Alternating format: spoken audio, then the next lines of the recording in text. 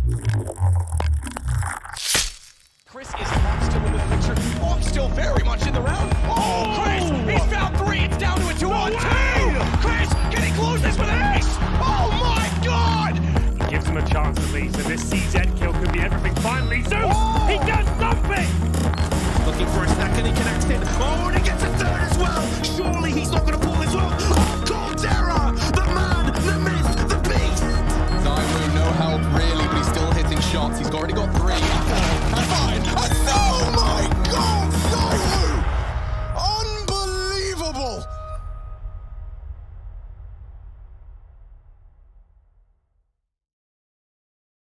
Welcome, everybody, to another episode of Revenge of By the Numbers. It's been another week of CS. It's been another week of Katowice. And, well, a little bit of drama. We'll be getting into it. But first, how you doing, Thorin? You have a good week? Yeah, generally. Pretty good all in all. Got a little... Put it this way, if anyone's been watching Revenge by the Numbers, you know I'm not a liar. Like, I did promise I would do that video about evil geniuses. The only downside is I did say it for about 5 months. So, like... It took me a while, but as you saw, if you watched the video, I actually had extenuating reasons as to why I didn't drop it during the major, like I originally sort of implied I would, which if you watch the video, you'll see what it is, because we're going to get into that soon, I'm sure. Oh, well, I mean, we will absolutely get into that because that's a big part of the news this week. I thought that you had That's why it was a big deal for me, though, mate, because like when you have a story like that you care about, especially because I'm not an investigative journalist. Normally, I just use the info that comes to me to inform my opinion, you know. Doing a piece like that as well is not frivolous. It's why, if you notice, I always compliment Richard for his current like stream content, because people don't know, dude, he chops the video up and puts it on YouTube like it's a Thorin's Thoughts. That's just stream content he's doing live. So that means, look, he will have done, before he does some of the stories, yes, he'll open the tabs, etc. But like, I actually have to, like, on some level, like, plot out, like, what am I going to address first? Because when you're dealing with a lot of facts and different chronologies and stuff, it's really hard to, like, streamline all that and do a good job. So, like, for me, I find when I do a big video where it's not just my thoughts, it's like I'm trying to, like, expose something. You want to get it right. You don't want to, like flub part of it or not stick the landing on a point or, I forgot this key detail here, you know. So, like, it's way harder than people realize it. Mad props to Richard for how many of those videos he does that are just mad concise. That you watch the thing and you're like, I feel like I know everything about the story now. That's really hard to do. Really hard. The thing that I think he excels at is that you have the stream, so it gives you a chance to loop back into details if you may have missed them, right? Whereas in a video, that's true. I guess yes, that is true. Also, oftentimes when I forget something, it's like bloody hell. So if I haven't published, you can go back and read, but usually you don't. Yeah, exactly. But like what I've noticed as well with him is that he usually, the way that he'll tell, he tells it as a story. It's not just, it's this here's this event and here's the details. He always weaves it in like a story. Like he's going to start somewhere. Here's your heroes. Here's your villains. Here's, more villains than heroes usually. And, and then he just builds it out so that it feels like he's at a pub talking to his mates, giving you the skinny on some story that he's been chasing down all week long. Oh, in a past life, he definitely would be like a bard or something, wouldn't he? Oh yeah. That's what's fascinating about it. Cause I'll throw him on while I'm walking my dog or something. I'll just be listening to a story, like the phase, the fiasco and all of that. And I'll just be listening. I mean, like it feels like he's just telling a story from start to finish. That's the cool thing about it. But then again, I guess that's the advantage of also doing it in the way that he does on his stream, in that he's alone. There's no interaction. He can set the tone, he can set the pace, he can do everything, and he can loop back if he misses anything, and it's just like a full thing. And then I don't know who he has doing his editing anymore. But then you just edit that down, chop, and you get a nice little YouTube video out of the top of it as well. He's killing it, dude. He's doing a great job. I'm really been enjoying a lot of his content. You might have noticed this. If it is a lot of doom content, there isn't a lot of uplifting. I mean, that's just not the a lot of nature uplifting of the gold business there. he's investigating, isn't it? You might have noticed a theme that he himself now refers to, which is that apparently all his stream don't believe how many different jobs he had. Because basically, if you don't know, like when he was in his teenage and young years in esports, he worked a lot, like I think he was like a bouncer, and then he worked like some other shit, drug dealer, all these different jobs, right? The funny thing is, I don't know if you know this, Semmler, because obviously you did spend time with Monty at Overwatch. Monty's the same way. Like I even said the same joke to Monty once, where when you talk to them, like, you know what I mean, Semmler? Like they're like Richard's the same age as me, and Monty's about like closer to your age, right? And when you talk to these guys, you think to yourself, but wait, you've also been in esports for like 10 plus years. And then when you hear the jobs they've had, mate, you're like, how is this one lifetime? Because, you know, like Monty's will be like, and then I was at like Trinity College in London. And after that, of course, I played Richard III in a stage production. And then later on, I was at Varsity. And then after that, you know, I was working this Mayan. It's like, and then after that, you got on a fucking steamboat and smuggle your way around the world. And then after that, you were fighting like Yeti. Like, what's going on here? Like, what were you doing in like the 4 years before eSport? So fair play to them. They have lived their life, but I don't know. Either that or they're master storytellers. It's one of the two, isn't it? Because you know what I mean? Because I'll tell you the spoiler, Semmler. Here's how my life went. I was a nerd playing games. I had a paper round just for a year to get an N64. Back to the games, fail uni or just waste my time there. Esports, and then I'm sat here. So, you know, like I don't even fuck around. There isn't like some extra shit on the side. I was just doing this. Spoiler, the camera was off, but I was still sat at my PC chair. So I don't pretend. 12 hours a day writing articles for SK Gaming. Yeah, I don't have any extra like shit. It's just me. I was just here, mate. I know that is the bad thing. Yeah, especially like some of the guys have just got fucking crazy stories. Monty and Richard is specifically are guys I think who really who did do it all. I had an English teacher like that growing up, whereas the guy also had like 15 jobs. He'd been a grave digger and shit like that, you know, before becoming an English teacher. You're just like, wait, what? You were when you're 12, 13 years old, and you hear that, you're like, wait, you were a grave digger? All of a sudden, he becomes the what most century is this in? He's like fucking Victorian or something. I know that's just like, a like, mad old job, innit? What is this? Yeah, exactly. How does that even work? We're in the middle of Los Angeles. You did great. Like, so yeah, no. Some people, that's just the way it goes, dude. I mean, this is an aside. But I do kind of want to mention it as in like, we can't always shit on ESL. It is really easy. Yeah, they do make it easy. But have they done something I do good? want to give credit because there's been this nice little break here between the group phase and the playoffs. We've had a couple days off. And what I've been able to do is just thoroughly enjoy the StarCraft 2 tournament. Because they're putting on a fucking banger StarCraft 2 tournament the entire time. If people don't know, like, because Blizzard stopped doing WCS, you have to actually give props to ESL for this. ESL took up the mantle, and they are basically the StarCraft 2 circuit now. Like at Katowice, it's like their world championship essentially, right? Pretty much. So that's the thing. And it's been great production, great talent. They have pretty much everybody there, apart from a couple like Nathanius. I don't know. I had to have my chat explain to me like what the hell happened with Nathanius. Did he get like cancelled or some fallout or something? Oh, right. I don't know. He had like some kind of big falling out where like I don't know. Like I don't even know what I know there was that tweet a few months ago where he sort of implied he was like in some like bad mental state or something, you know. So well, there was also I haven't watched StarCraft 2 in a while, but I've heard it is pretty good if you're a fan. Like, I've heard they've sort of got the old school vibe still, right? Oh, dude, no, this tournament is fantastic. You got Tastosis there. You got all the big names in terms of commentary. You got a couple guys that I liked, like Maynard and whatnot, who aren't there. But I mean, still, like in terms of the talent, it's pretty solid. And I'll listen to Tastosis all day long. And then they got all the players there. I mean, they got all the players. The playing environment looks fantastic. Each player's got his PC and his booth and everything, so he's not having to fuck around. They're not wasting any time in terms of like setting up and all of that. It's all good to go, ready to go, nice and smooth. You got multiple streams, so if you want to watch this match, you can hop over here. You can watch over there. Sure. Dude, I feel like I've just gone back in time 10 years. All right, this is what I used to do at Good Studio. Yeah. Apollo and I, we'd wake up, like big tournament going on. If Apollo wasn't casting it, obviously, because at the time he was casting StarCraft 2. But like if he wasn't casting it, dude, we're just fucking sitting around all day. I've got like 3 streams up on my monitor, just watching every match, you know, making my coffee and just sitting there and just watching, like seeing, you know, what the fuck Stefano's doing. Like it was awesome, dude. Like so it's like a bit of a stroll down memory lane right now where I'm just kind of having like this little nostalgia trip where I'm just sitting here, you know, fucking nerding out, 3 StarCraft streams open, just watching StarCraft. And, I mean, the point I think a casual fan will probably miss on this is when you work in the game, you can't turn your brain off and just watch the game. You're always watching this.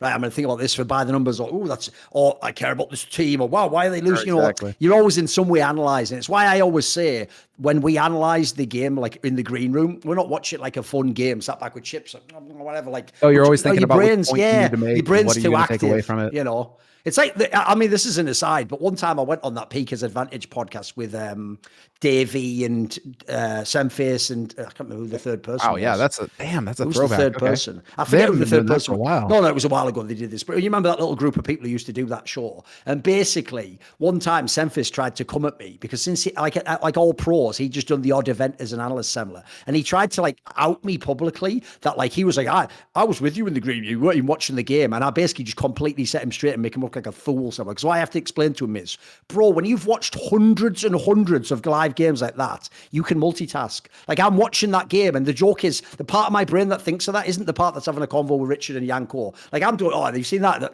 I'm still watching, they won the second pistol there. You know what I mean? Like my brain just does it automatically now. But the point I was going to get to is this. That's why I agree agree with you though. It's cool when there's a game you don't work in. Like I actually had to make it, even though it's not my favorite genre. I had to make it Dota the last like 5-7 years because it was the only other game that was a massive game with like real hype that I wasn't working in. So I could just turn my brain off and just enjoy the fights. Whoa, they do BKB. I don't know anything about the game. I just get to enjoy it as a fan. Because obviously the one for me wasn't StarCraft. It was always fucking Quake, wasn't it? Like that's what I used to be able to do for the Quake 1v1 tournaments. I used to say as a joke, obviously I did used to do interviews and that sometimes because I wasn't like a main coverage guy in Quake. What I used to love about those events was the same thing. When the CS match was over, I would just go and watch the 1v1 game. And it was like, this is like my dessert for being here. I've done all my hard work. Now I get to enjoy the fucking, my reward.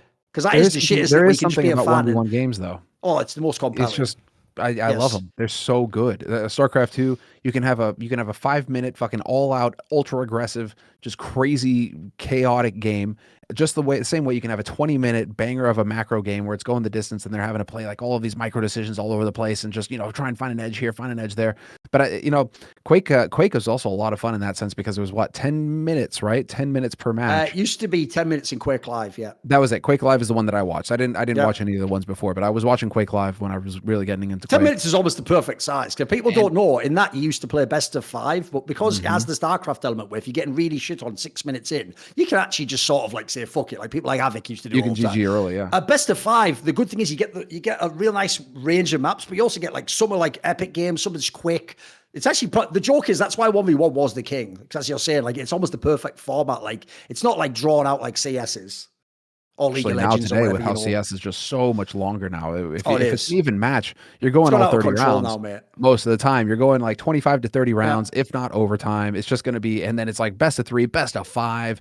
Strap in. I hope you made a couple sandwiches. Maybe you got a bottle of beer because you're going to need it because it's going to be a long day, Whereas, StarCraft 2, you can have a best of 5. You can have a best of 5 match that's over in an hour and 10 minutes, and it's been nothing but action the entire time, and you're just fucking loving it. So. It's just little differences. It's like it's just reminding yourself because I haven't, I've been so dialed into CS for so long. I haven't really been paying much attention to other games, and so to like kind of get back to just be able to watch another game like that and enjoy it and sit and just be like, oh yeah, okay, hold on, this is the flow of the desk. This is how the commentators are casting it. This is how the players are playing it. This is the meta right now. Like, it's just so fun. It's really nice. And so kudos, I guess, bringing this back full circle. Kudos to ESL. Knocking it out of the park. Super cool to see you guys still they're still doing this kind of tournament and putting on a big show for StarCraft. Because I'm noticing the viewership isn't stellar. It's from what I've been seeing, it's mainly like floating around 10,000-12,000 on the mainstream. So I'm curious actually about. Oh, really? I can just bring them up right here. Let's see, dude. That's brutal. Because if people don't know, like, I'm pretty sure in League of Legends I could do like a live show where like I will dominate and probably get like 5K. So it's like. They've only got 10K concurrents for the fucking. StarCraft took a hit, but I was looking at it. It's actually trended downwards over the last couple of years because a couple of years ago, like 2021, IEM Katowice wasn't bad. 87,000 peak, 42,000 average viewers. That's pretty legit. Yeah, 80,000 for StarCraft. That's good. If so people don't know the CS:GO 2021, tournaments where you get like 150K now sometimes, so that's pretty good. But then you go to Katowice 2022, it's only 50,000 peak, 27,000 average. Maybe they also benefited from the online period or something. Yeah. And then you went to 2023, and we'll see now for 2023 what's no, that's CS:GO. It won't be done yet. I'm like 490,000. Man, they really jumped up. No, not quite. Come on, 2023, Katowice 2023. Where's my StarCraft 2? Yeah, peaked so far. Obviously, they haven't made it to the grand finals or anything yet, but they've only peaked at 24,000, an average of 18,000 viewers. So it makes me wonder what's going on there. If it's just if it really is like, what did Age of Empires take that big of a hit? Are there competing tournaments with RTS that they're competing with for viewership right now? Like, what's going on? How are you dropping off in terms of viewership that hard? That's really wild. I'll be very curious to see how this one wraps up at the end of the day, because they're still streaming now, so this is probably not including this isn't including today's viewership, and obviously there's still a whole weekend worth of tournament to play out. So I imagine they'll do better, but just seems a little bit low. It kind of makes you wonder. Hopefully, because I would hate, like, that's one of those games where I would really hate to see it go by the wayside. A bit like Quake, I guess it'd be the same kind of experience that you've had with Quake, where you kind of see it get put on the shelf a little bit. All I'm going to say, it's my last thought on this topic, is I noticed when I was just looking on this Wikipedia that the translator is a Korean guy. His alias for real is Maddox. Now, don't say anything, but if you know the old school internet, that was actually that guy who used to have like a famous blog where he used to like rip everything. Do you know what I'm talking about? Like he's like an old Dude, school. that sounds so familiar. He was the guy where, like, for example, he would do like an obnoxious joke. Like, I think he's the one who made that joke that was like, if you're a vegetarian, you know, I'm going to eat like 2 animals for every one that you want or something. He was that type. It was like an early internet edgelord. You can look it up. It's like a really famous name, but he had loads of like silly angles like that. But it's one of those ones I'll say. It's like when you're a teenager, it's hilarious. But actually, when you grow up, you are just sort of like, just grow up, mate. You know what I mean? Like, just grow up. Dude, there's certain dudes like that. I mean, what was it? The guy that I had that experience with was Tucker Max. Like, in the sense that if I were to go back and read those stories now, of course, when you're a teenager, you're reading those, you're like, oh, this guy is fucking amazing. It's the most hilarious shit ever. Oh my God. And now I'm like, he's still a thing. And also, right. No, it's not it really does speak to the time. Sure. It doesn't really, tie it in. Yeah, no. Okay. What's cool is that Smix is going to be there too. So she hasn't been doing much lately, but Smix is going to show up, which is interesting. Why they need a translator at all if Smix is going to be showing up to do the event. But they've got a really solid cast. So again, quick aside onto StarCraft 2. Great game. Definitely watch it if you guys haven't. But let's go ahead and start hopping into more of the CS stuff because like.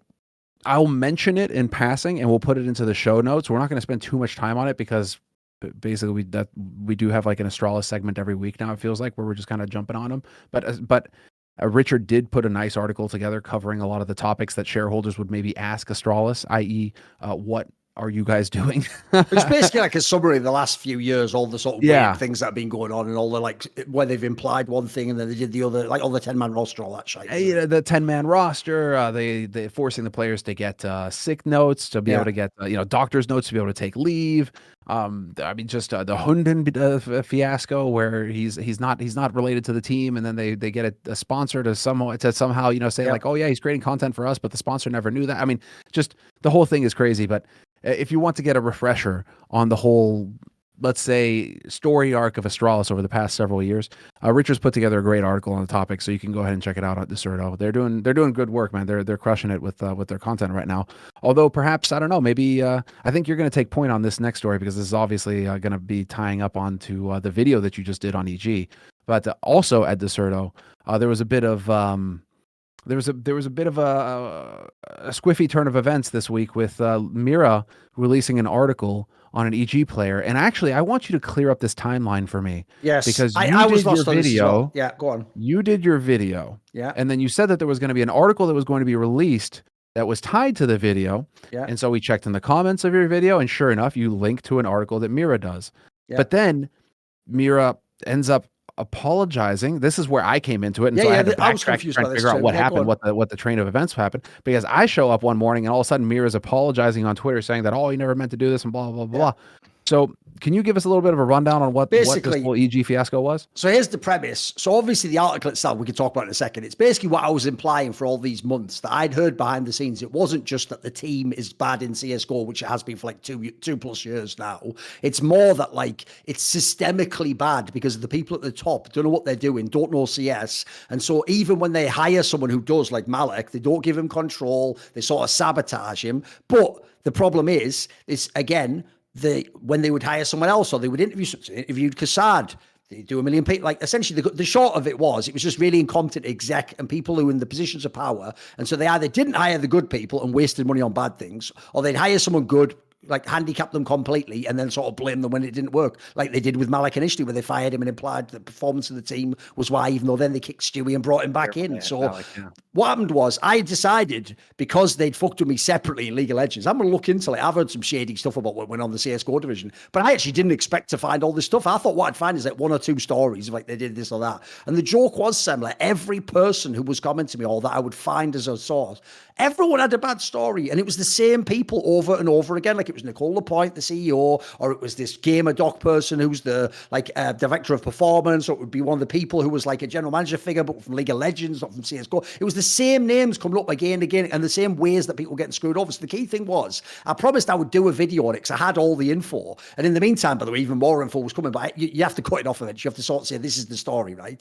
So this is why you notice I didn't go into too much of that silly gamer doc angle, because that'll be its own video. Like that'll just be mainly comedy. The person who's the director of performance, because they made like a have fooled themselves about 5 times on Twitter now in a really silly way that, like, if you know anything about the game, you'd just be like, just stop tweeting. You know what you're talking about. But that's for another time. So I did the video, but then I thought, here's the interesting thing. I actually had all the info, like I promised on past episodes. I had it actually before the major. So initially I thought, well, the best way you could tie, because it's something I didn't used to do in my career, and it's actually a bit silly, which is because I used to be playing on easy mode, where everything I did just got all the hits in the universe, even if I didn't do like timing or marketing.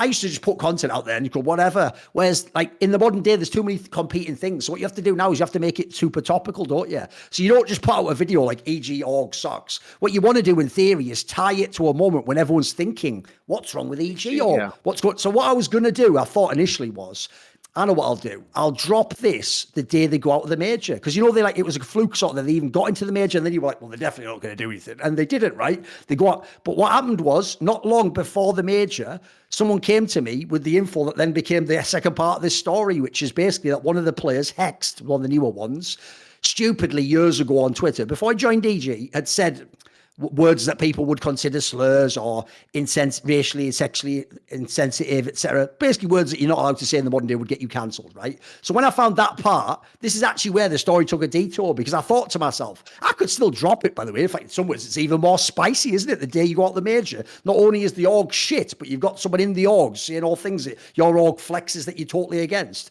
But here's what I then thought in that scenario. Because of my own experiences being at Katowice when I'd said all that stuff, or even worse, just thinking of players like Hiko who never did anything to Brazilians and had people like, I'll kill your mother. Like, I thought to myself, you know what? Even if this kid did say stupid shit, I don't want him to be trapped in Brazil and then have all the people in Brazil basically find out, like, you've said words that people might think mean you're racist against black people. Like, who wants to put someone through that? So even though, by the way, understand, I have no obligation. I can drop whatever. I'm just a journalist. I'm not fucking evil. But I thought in that moment, you know what? I think that's too harsh for that kid. Like, I can do it in a different way. So I waited, and then unfortunately, I've told you over Christmas, I was just a bit ill. So I had to wait, and then eventually I've just dropped it now. But here's the key thing. I also realized, how do you actually put that in a video in the modern day? Like, can I even show his tweet? Or does that mean, like, I've put hateful content into the video? So I thought, how do you actually do it? Like, do I censor it, then people have to guess reset? You know, so what I decided was this. Well, the news websites report all this stuff anyway, if people had said like slurs. So what I decided was, obviously, eventually I would have done it with someone like Richard if he'd been around. I just decided I'd make it actually a way to double down on how stupid EG is, which is because EG hadn't done their due diligence, even though you might have saw, I referenced an article from the Washington Post years ago, where it's a puff piece about their CEO, and she brags exactly about the fact that they do consider your past history part of what they consider. She even brags, because they'd had past incidents with different players from other games, that like she implies like they vet you and check that you haven't said it. So guess what? That proves that that's not true, that this guy had said stuff. They hadn't even searched his Twitter, and then they haven't done that. And so what it shows is that they were lying, right? So I decided I'd make it funny, because I released the video, and in the video I say, basically at 9 p.m. CT, and I released the video about 7:30. I'm like, at 9 p.m. CET, there'll be a story come out which will reveal who this player is. I don't say who it is in the video. And then the joke is, I just wanted them, Semmler, to be, because remember, this is like on a Sunday or something. I just wanted them to be having like people getting calls and get woke up like, what? I was out last night, like, he's about to release it in half an hour. Who is it? Like, Miles Station. I wanted that to happen, because the joke is their org deserves this. It's just like, this is just a tiny example of what a shitty org it is. Just like, they're all across the board, they're idiots. Now, the drama you're getting to, which then was totally unexpected, was because Richard wasn't available, one of the next most legit people, someone else at Deserto, which is Luis Mira, who used to work for HLTV.org. So he wrote the story. Now, this is where even I got confused, because the way he behaved on Twitter was a very, very weird bit. What happened was, he put the story out as normal. Remember, Deserto does the most ridiculously low-hanging fruit trash, clickbait. The joke is they're like the website version of live stream fails half the time. We all know that's how they make their money. Everyone Twitter does. Feed, man. It's just like, I had to unfollow him. So to me, the idea that they wouldn't cover this story is like, what? Of course they would. Like, even if Mira doesn't want to, you'd not think so. So what happened was, he put the story out, but here's the problem. Here's what you might not know, Semmler. Now, look, this is exactly why it turns out he deleted the tweet, not the article, the tweet. I was even confused about that. What happened was, he put the tweet out, and someone, this is why Mira himself's fucking naive. Someone just did an advanced search on Mira's Twitter and immediately found him saying one of those words In his case, by the way, in like 2017, not even like when he's 15. That long ago. Yeah, I'm going to guess he was like 25 then or something. Like, give me a break. So he'd actually been saying it on Twitter. Yeah, true. Not in a racial context. I believe he said it to a friend of his, and he tried to say a friend from what it looked He tried like. to say it like, remember also, Mira is from Portugal. He's not like he is American. So, but with all that said, obviously it looks bad if you're going reporting, look, this guy said this. It's like, well, you said it. And on top of that, Semmler, I can't verify this part, but someone even said, I think they'd searched his Facebook and found some other like off-color jokes or something. So here's what, as far as I know, happened. He deleted the tweet. I thought he deleted the article, which is why I was mad as he saw. It just turned out he deleted the tweet because all the replies were people like, yeah, but what about the stuff you said? So I think it was his way to like stop the fire before it got out of control. He was like, if I delete the main tweet, they're not replying to anything, they sort of disappear, which it does in a way. But unfortunately, it made me, and he also apologized then, what's mad, to EG and to Hext, almost as though like, because he'd been shamed, it made him realize, oh yeah, maybe these things shouldn't be reported on. But the part I got confused by was, I thought he was saying he deleted the article. Like he just taken the whole news post down, which by the way, he didn't. But if he had have done that for real, you are not a journalist if you do that. You are like fucking, that's like 1984, man. You're just like censoring the truth. You had the truth, you published it. And then the victim's like, well, not in this case, the criminal, fuck the victim. The criminal's like, oh, how dare you? And then you spit like that. So luckily it turns out he didn't delete the article. The article's up to this day. That's why that part, it turns out, was just miscommunication because he was very vague with what he said. But yeah, what a bizarre turn of events. And spoiler, I've always said this. We've said it on this show a million times when Richard was here. If you are a pro player or anyone in esports who ever might have said any of those words, get Twitter now, open the advanced search function, put in your Twitter handle, search for all those terms. There'll be a thing like any of these words. Put in all those terms, every tweet, just delete it. Just delete it now. And by the way, if you are someone like Hex, because here's the part people didn't get, Semmler, because people are truly pathetic in this day and age, they tried to spin it that like Hex was the victim because he did the tweets when he was 15. Now they're making it sound Semmler like he's 15 now and we're doing it like, oh, it's a kid. No, he was 15 when he did the tweets. Now I never said at any point in time, ban this guy. How dare you? Like, I'm not that guy. People know that. I'm not about cancelling his career. My point is, it just proves that evil geniuses lie and they're hypocrites and they don't do the initiatives they claim they do to be as woke as they think they are. So to me, that was the whole thing. I'd also say, by the way, if you are a new player like a Hext, here's your mistake.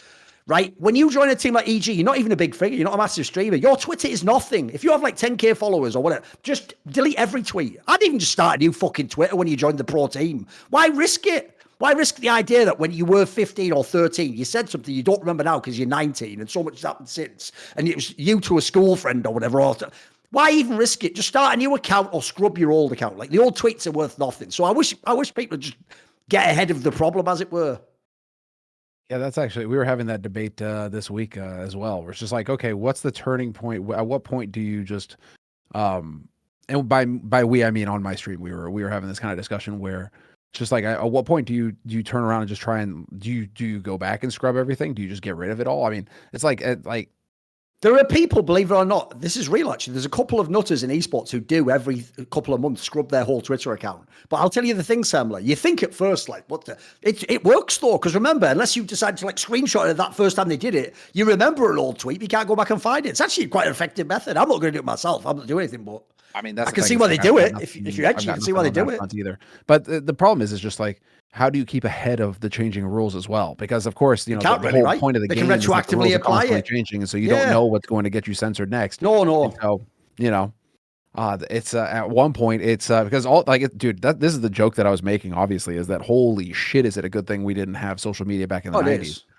Like when we were growing up, because used to be nobody gave a shit. You could say whatever the fuck you wanted. And luckily nobody cared. There weren't logs back then. I mean, obviously on IRC you could log, but no one's going to have them. Yeah, sure. The thing is, put it this way: if you could even just go and check SMS messages, everyone would be out in trouble, wouldn't they?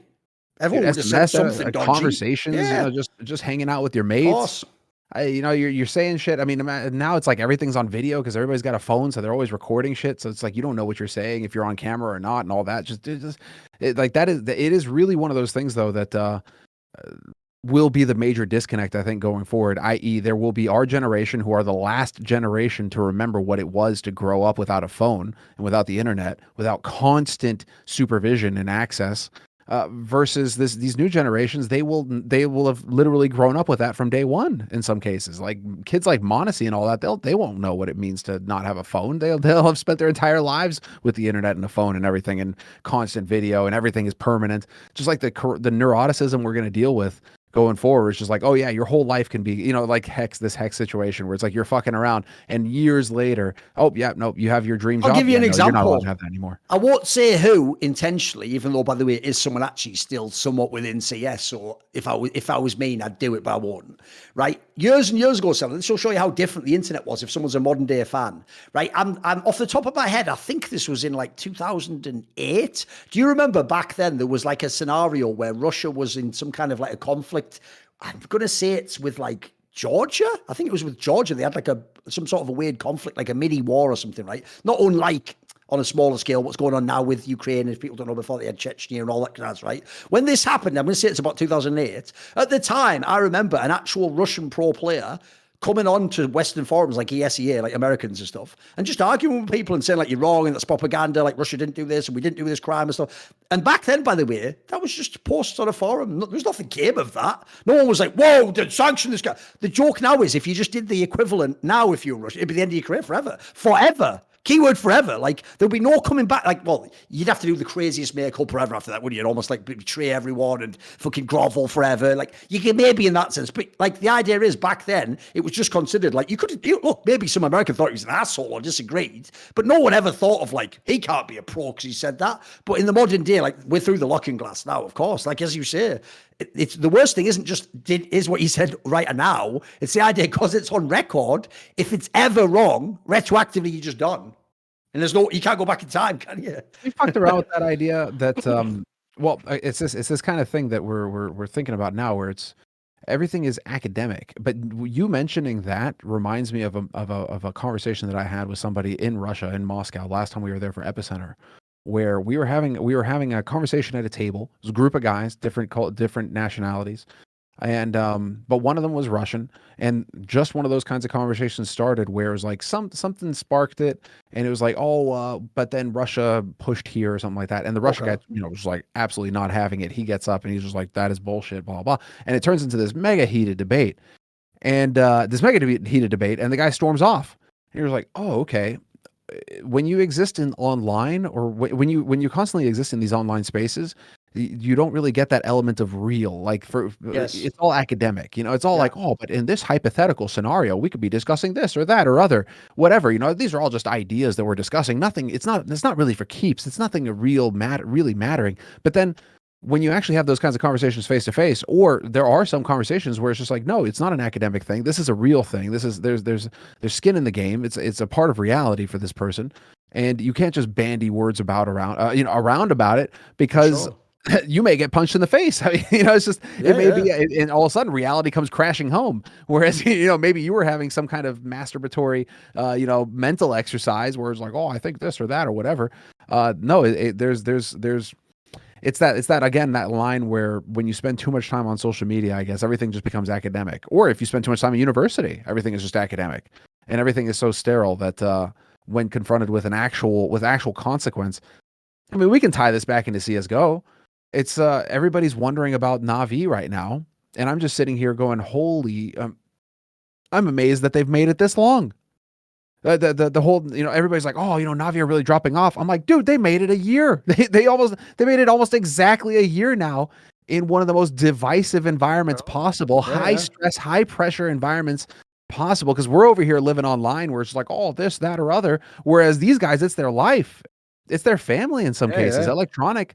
I mean, the word around the campfire is that he's got some issues where, he's got family in Russia. He's trying to play for Na'Vi in Ukraine. He's not in Russia. These are serious issues that are going on. It's real life all of a sudden.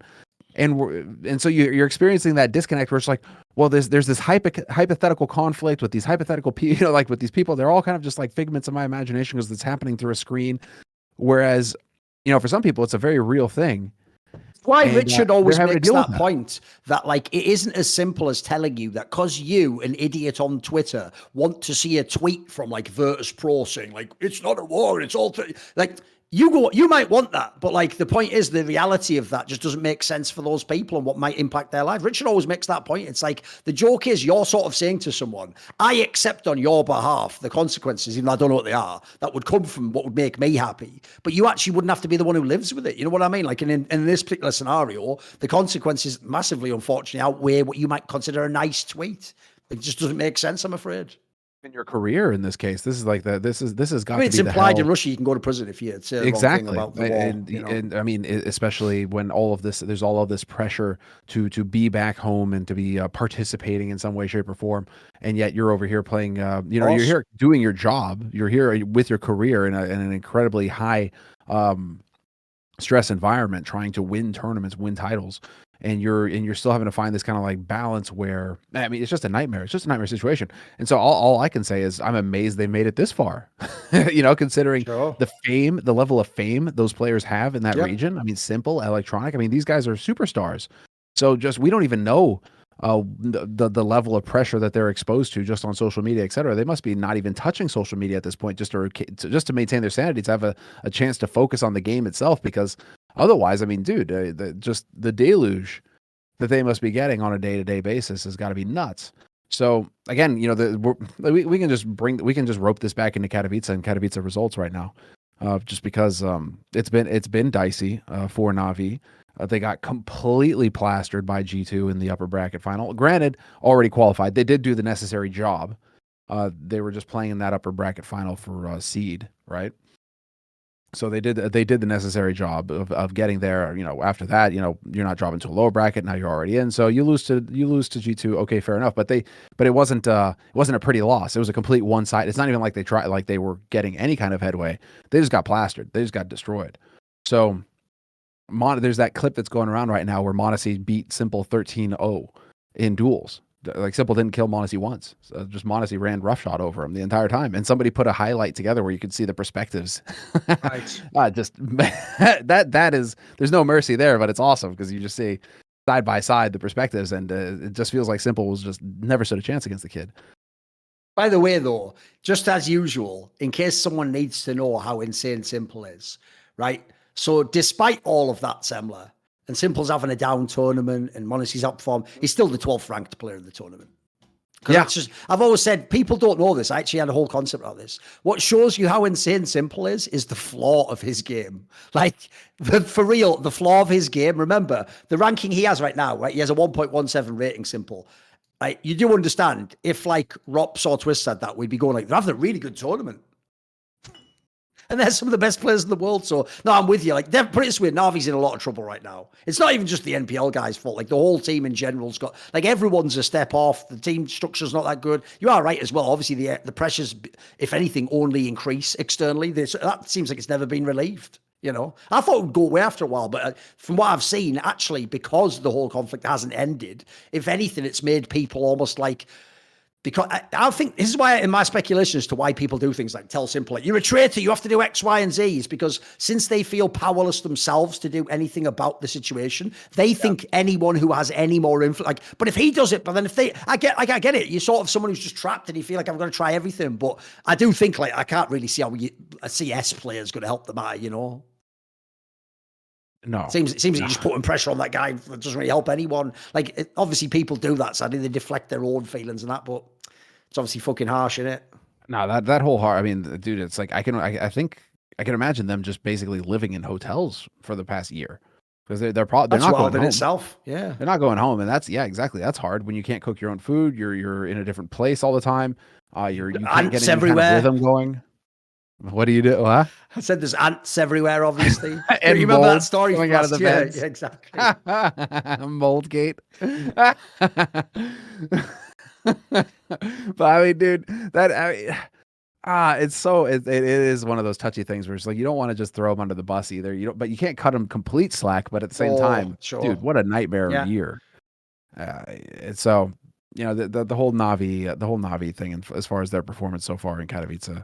I mean, I hope that they can perform in the playoffs and actually do Luckily something for there. them, bizarrely, because the one weird thing about Katowice, we pointed out in the past one. Remember, Katowice is actually a well-seeded tournament. If you look at how they do the seed, as far as I know, they do it correctly from like world ranking and stuff. But unfortunately, it just meant if you looked, Group B just was weaker teams. Now, what's amazing, Semmler, is because they came second in that like match to see if you go to the semis or quarters. They actually, in theory, might have an easier bracket than if they'd have won that match, because the G2 side of the bracket looks really hard, whereas they would have been G2 spot. Whereas they've got the one where they play outsiders in a row, and that could be the final. So even though I agree, Navi's definitely not on the game, they've got a chance to pick it up. That's the chance. Like, those are two teams that are beatable, and the teams that they've beaten in the past. You know, They can make it to the. They can make it in.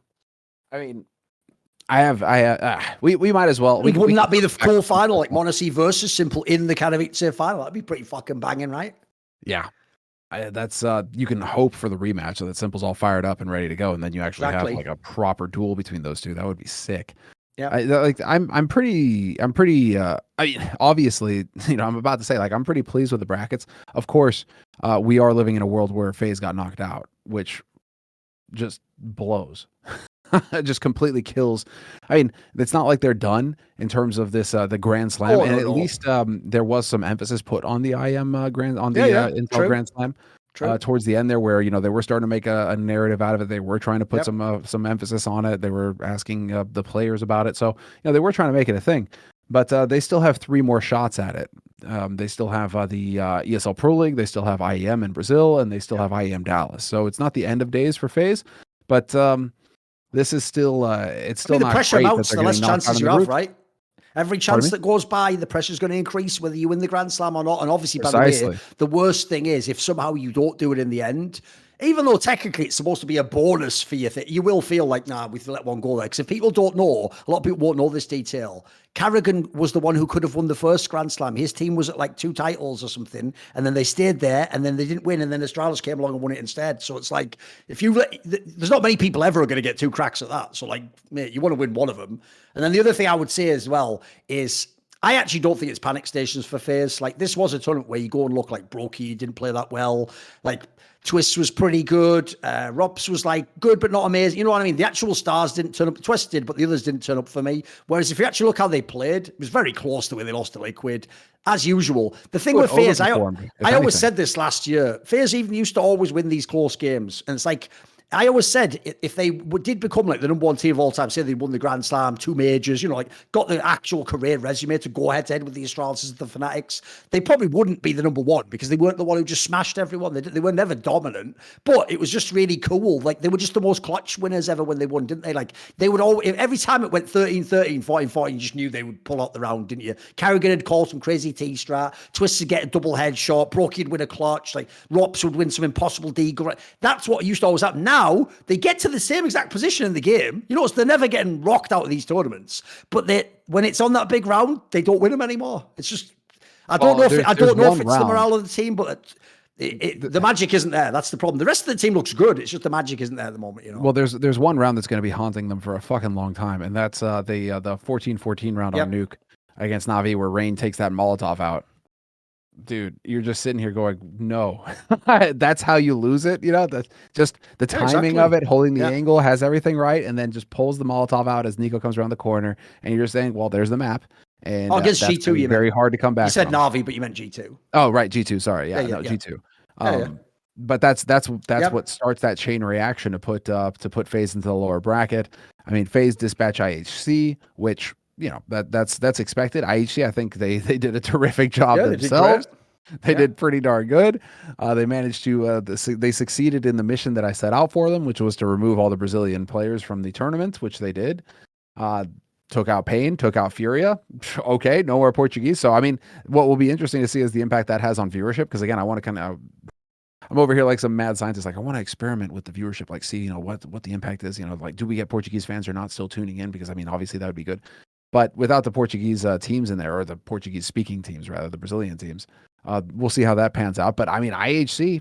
Here's something sad, Semmler. You know, in the modern day, you do just make it based on things like ESL ranking or world ranking or whatever, or you have to be a partner team. If this was like StarCraft, you know, in StarCraft, especially back in the day, famously Warcraft 3 was like this, they used to just have invites. You could just invite who you want. So you can invite like a really popular one. The joke is, I would do this for real if I was ESL. I would immediately, like almost like a wild card in tennis, where, you know, in tennis, if you're not in the seeding, like Wimbledon will give you a wild card if you're like an old legendary player that people would still want to see play a match, or, you know, you could provide some like fame for the tournament, even if you're not going to be good. I want a wild card for the IEM in Rio to be issued to IHC, because one, remember they were doing it at the major with 0-0 Nation too. Like, not only if they beat the Brazil killers, and what I loved, if you remember, they were the ones who, even after they beat, were just wild in Brazil, like, yeah, they were just cheating, basically using the crowd. Like, get these guys to IEM Brazil now, because if they look like they're willing to play the villain, and right now it's such a spicy storyline, isn't it? Just get them and line them up with fucking Furia,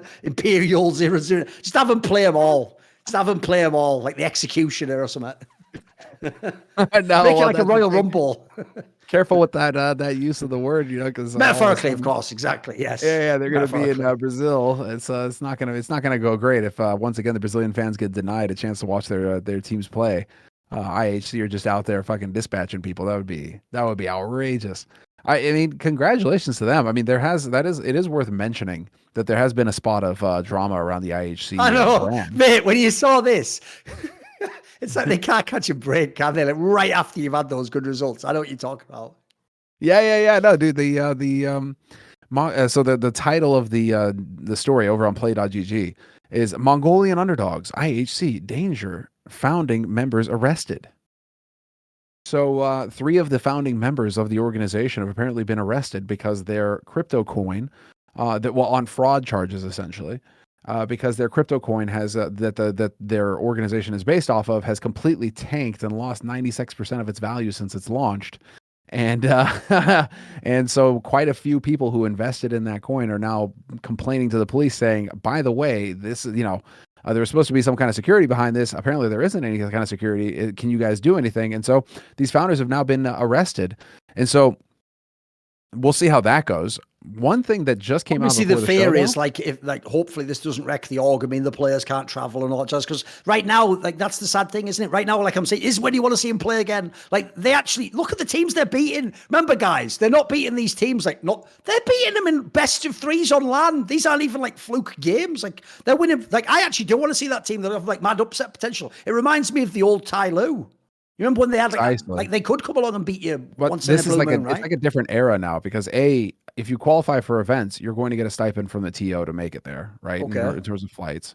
And also, I mean, they've competed in a couple majors now, right? So they've actually got some. They should, in theory, have some sticker money. They should, in theory, have some funds. Well, right? You hope they've got the money, because the downside you hope is they got the money. Well, no, you don't hope the in Asian that case, teams, because Steam or Valve don't care. They wire the money directly to the players. It goes straight to their Steam account. Oh, right. So there's no faffing about. It should, in theory, if it's done the same way it's been done in the past, it should, in theory, be going straight to the players, and you shouldn't have any issue at all. The players should be good. Yeah, but the problem there is, what if the org has a relationship with that? Like, now you send me 80% of it. Like, look, here's the doubt. This is the dark side, by the way, of Asian esports. Is there are orgs that are like that, like where.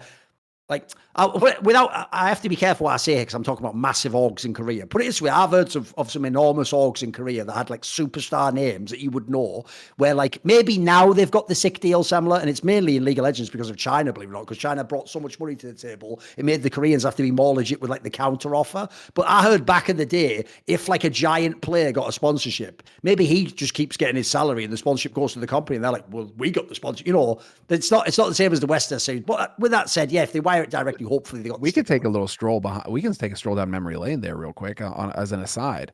Do you remember when the stickers first got introduced and there was all that drama around complexity? Yeah.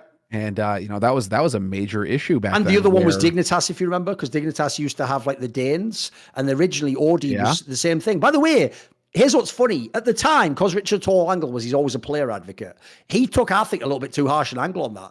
Even he concedes himself, which is because we didn't have player stickers back then. That's why everyone felt like the sticker money should go to the players. Because we now have the signatures. I'm sort of with him. I feel like, look, some of the money for the actual team sticker should go to the org, because that is literally their logo. Like, here's the difference. Simple would sell stickers no matter what. But if Wonderful from Spirit joins Na'Vi tomorrow, he's getting way more money because of the Na'Vi logo and being a Na'Vi, not because he's wonderful. You know what? You get the distinction. So back then, the problem was Audi was doing the other one. I think Audi was, and Complexities, their angle was, it's our logo, we get all the money. Exactly. Like, look, that's too much, especially because, as you're saying, back then, the premise was they didn't get much salary, so the players needed as much as they could get. But I do think in the modern day, I don't think for the sticker of the logo, it's that crazy that the org gets like a cut, for example, or half or something, you know. Yeah, not anymore. But yeah, no, the main issue back then, the primary argument was, well, you're only here because of the org. Yep. But then, of course, the counter argument to that is, well, you're only here because of the players. Yep. So it's a chicken and egg in it. Yeah, exactly. But I remember that being a really spicy topic back then, and quite a bit of debate going back and forth. Of course, after that, the players started making mountains of cash on those stickers, and then it really became some players were making more money than if they won the major just off of stickers. Yes. I mean, they were killing it. So, you remember the most famous one was that when FaZe went to that one where they got the group of death and they went out in the group stage, the ESL 1 Clone 2016, that was the one where they did like daily updates on the stickers. And just because it was FaZe Clan, they were selling 2.5 times more stickers than number 2 on the list, mate. And because how it was back then, no joke, it was like FaZe number 1. Remember, FaZe hadn't even done anything in the game yet. This wasn't Carrigan FaZe. Optic was like 3 or 4, and they'd like hadn't won the E-League yet. Like, you were just like, holy shit, this is the power of like American fan bases. It's actually why a lot of orgs were rushing into the game, because they were thinking like as you're thinking, like the joke is, I mean, they didn't do it properly, but if you had have been like a TSM and you'd ever had your team with the sticker, fucking hell, you'd just be raking in money, wouldn't you? You'd be making so much from your fans. Because that's also why the argument has a logic to it, Semmler. Because let's be real, there is a modern day fan who will buy the capsule to get the Na'Vi sticker because he wants the Na'Vi sticker on his gun, not just because he wants to spot the player, That's why I think the FaZe and the TSM and the Optic one would sell so much as well, because logically, the League of Legends fan who plays CSGO wants the TSM logo on his gun, Like, there's an element there where they almost showed us the power of marketing. So I agree the FaZe one was the craziest, because that team was shit, if you remember. That was one that never made a playoff ever and had, like, no IGL, like, you know what I mean? Yeah, it was just the power of the brand. That's why it's such an interesting topic to discuss, because, I mean, there's arguments on all sides. Yeah. And then, of course, Valve, I think they really did meet them halfway, where they said, okay, the players get their signatures, and then you still have the org, and then there you go, right? Which then sparked my favorite but stupidest drama of all time, which was when Device, who was already established as like one of the best players in the world, like top player. Do you remember when he just goes, oh, well, since we're getting our own stickers, I want to be known as Devi.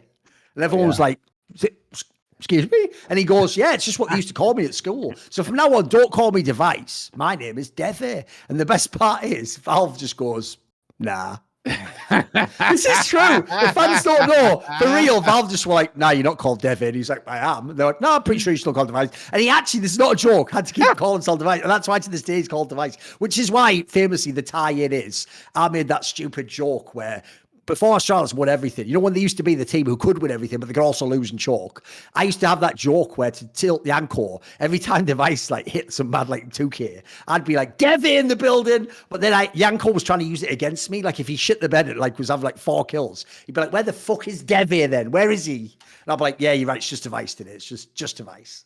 That's like the Clark Kent to his Superman, as it were. The alter ego. This is the Dr. Jekyll and Mr. Hyde. Well, speaking of what?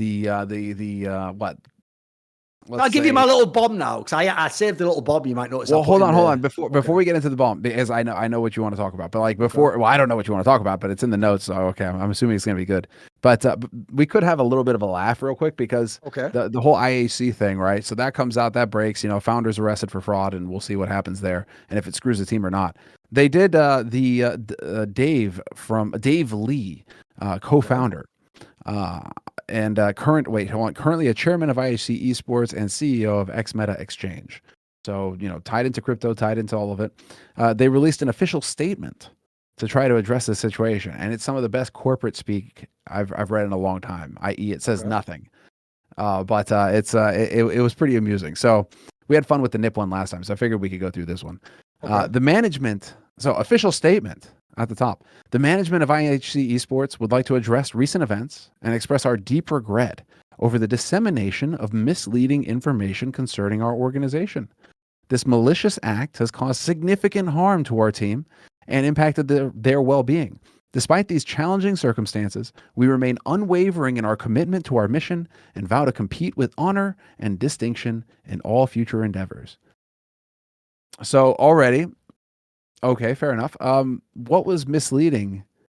It's like the what was misleading about the information that was released, i.e., 3 founders were arrested on fraud charges. Like what's Well, the misleading? joke, if you notice in how they write the statement, like first of all, I'll start at the top. You don't Also, need it's to malicious to write the news now, apparently. No, this is the point. First of all, you don't write official statement on an official statement because just the fact it has your letterhead, you're the one, you decide if it's official. You don't put like, this is an official statement from, like, it's from you. So you're already, that's like amateur hour. But then, yeah, what they do, and this is quite key, which is really sus, is they just make a vague allusion to certain individuals and misleading info, but they don't mention it. And the reason why is obvious, because they clearly don't want people to know that something is going on with this coin and that these specific people. So instead of doing this, Semmler, saying the charges that allege that we took part in fraud or, whatever to the public with this person, our order, I don't know who the people are, but, our COO, our finance, instead of doing all that, because the joke would be in a way you'd be signal boost to the actual story about what you might have done. It makes it look like you're denying it all, but also crucially that you're sort of not actually giving any details. And so as far as I can tell, this is only for like a super fan who would be like, oh, it was all nonsense. Like it gets better. It doesn't seem like you've done anything.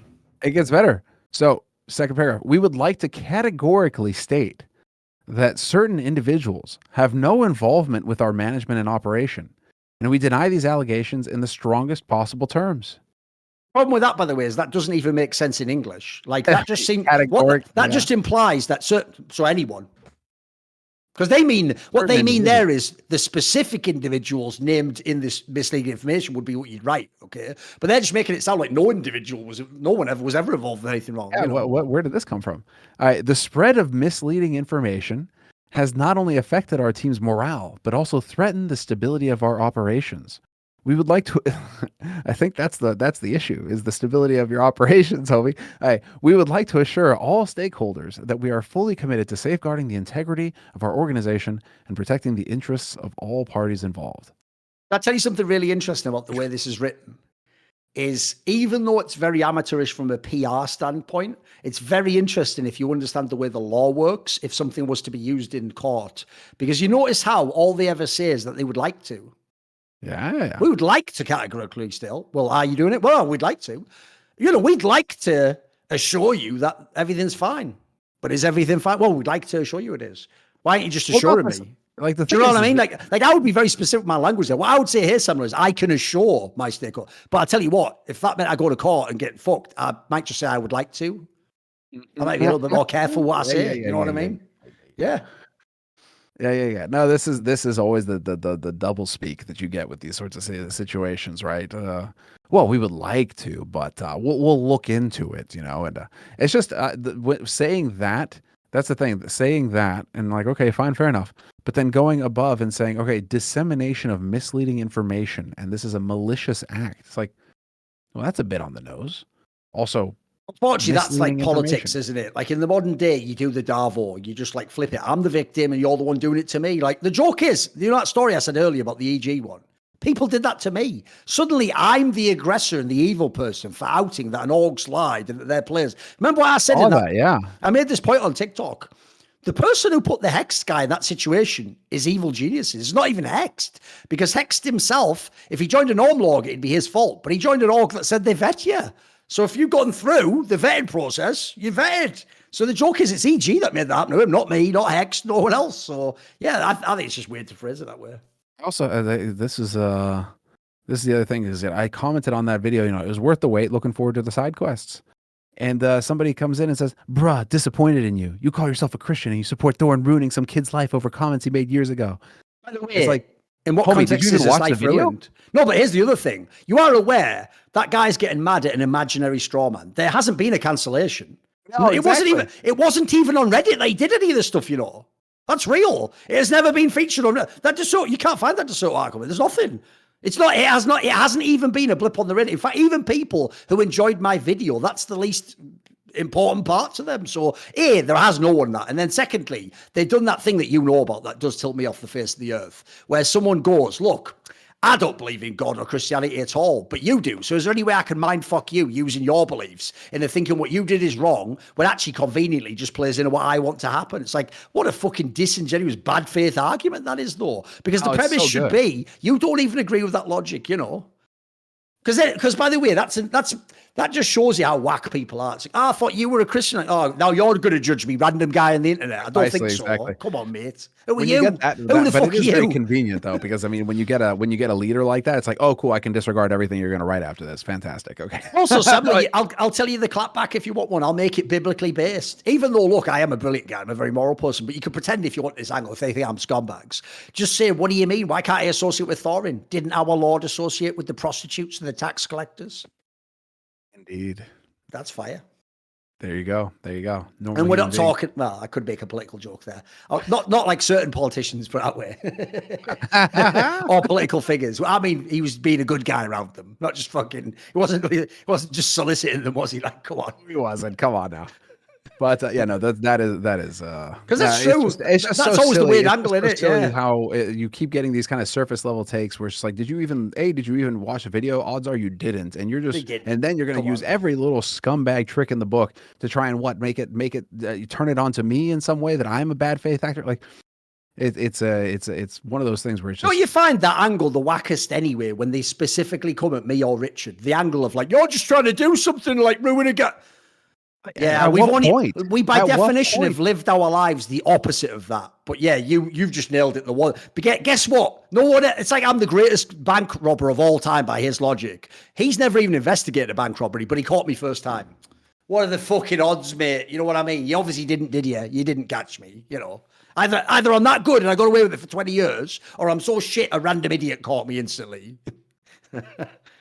Because the sad thing about that is, I've learned this a long time ago. When someone gets mad like that, this is the key thing. You'll notice the way they argue. If someone disagrees with you, Semmler, they just give a different opinion. If someone thinks you're wrong, they explain that you're wrong. These are all the order that people do in, right? They either disagree, they say you're wrong and prove you're wrong. If they can't do either, their brain gets cognitive dissonance. And because they don't like that you're right, they say something that doesn't make sense, but deflects from the fact that you might be right to something else. Like, for example, well, you're just an asshole. Why are you going to bring that up? Or like, oh, so you're just saying it because you hate him. You know what I mean? It's actually a non sequitur. It doesn't make sense, but it does if you understand what must be going on there. Or you behaved poorly in this other circumstance, and so that obviously discredits whatever you have to say here.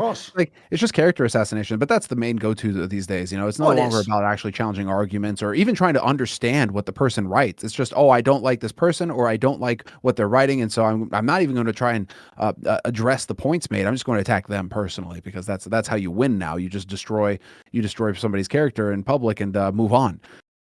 So that again, it doesn't come as a shock. That's essentially it's whatever the go-to play. Well, it's funny anyway. I'll after that. But I did have a chuckle too. I was like, okay, fine.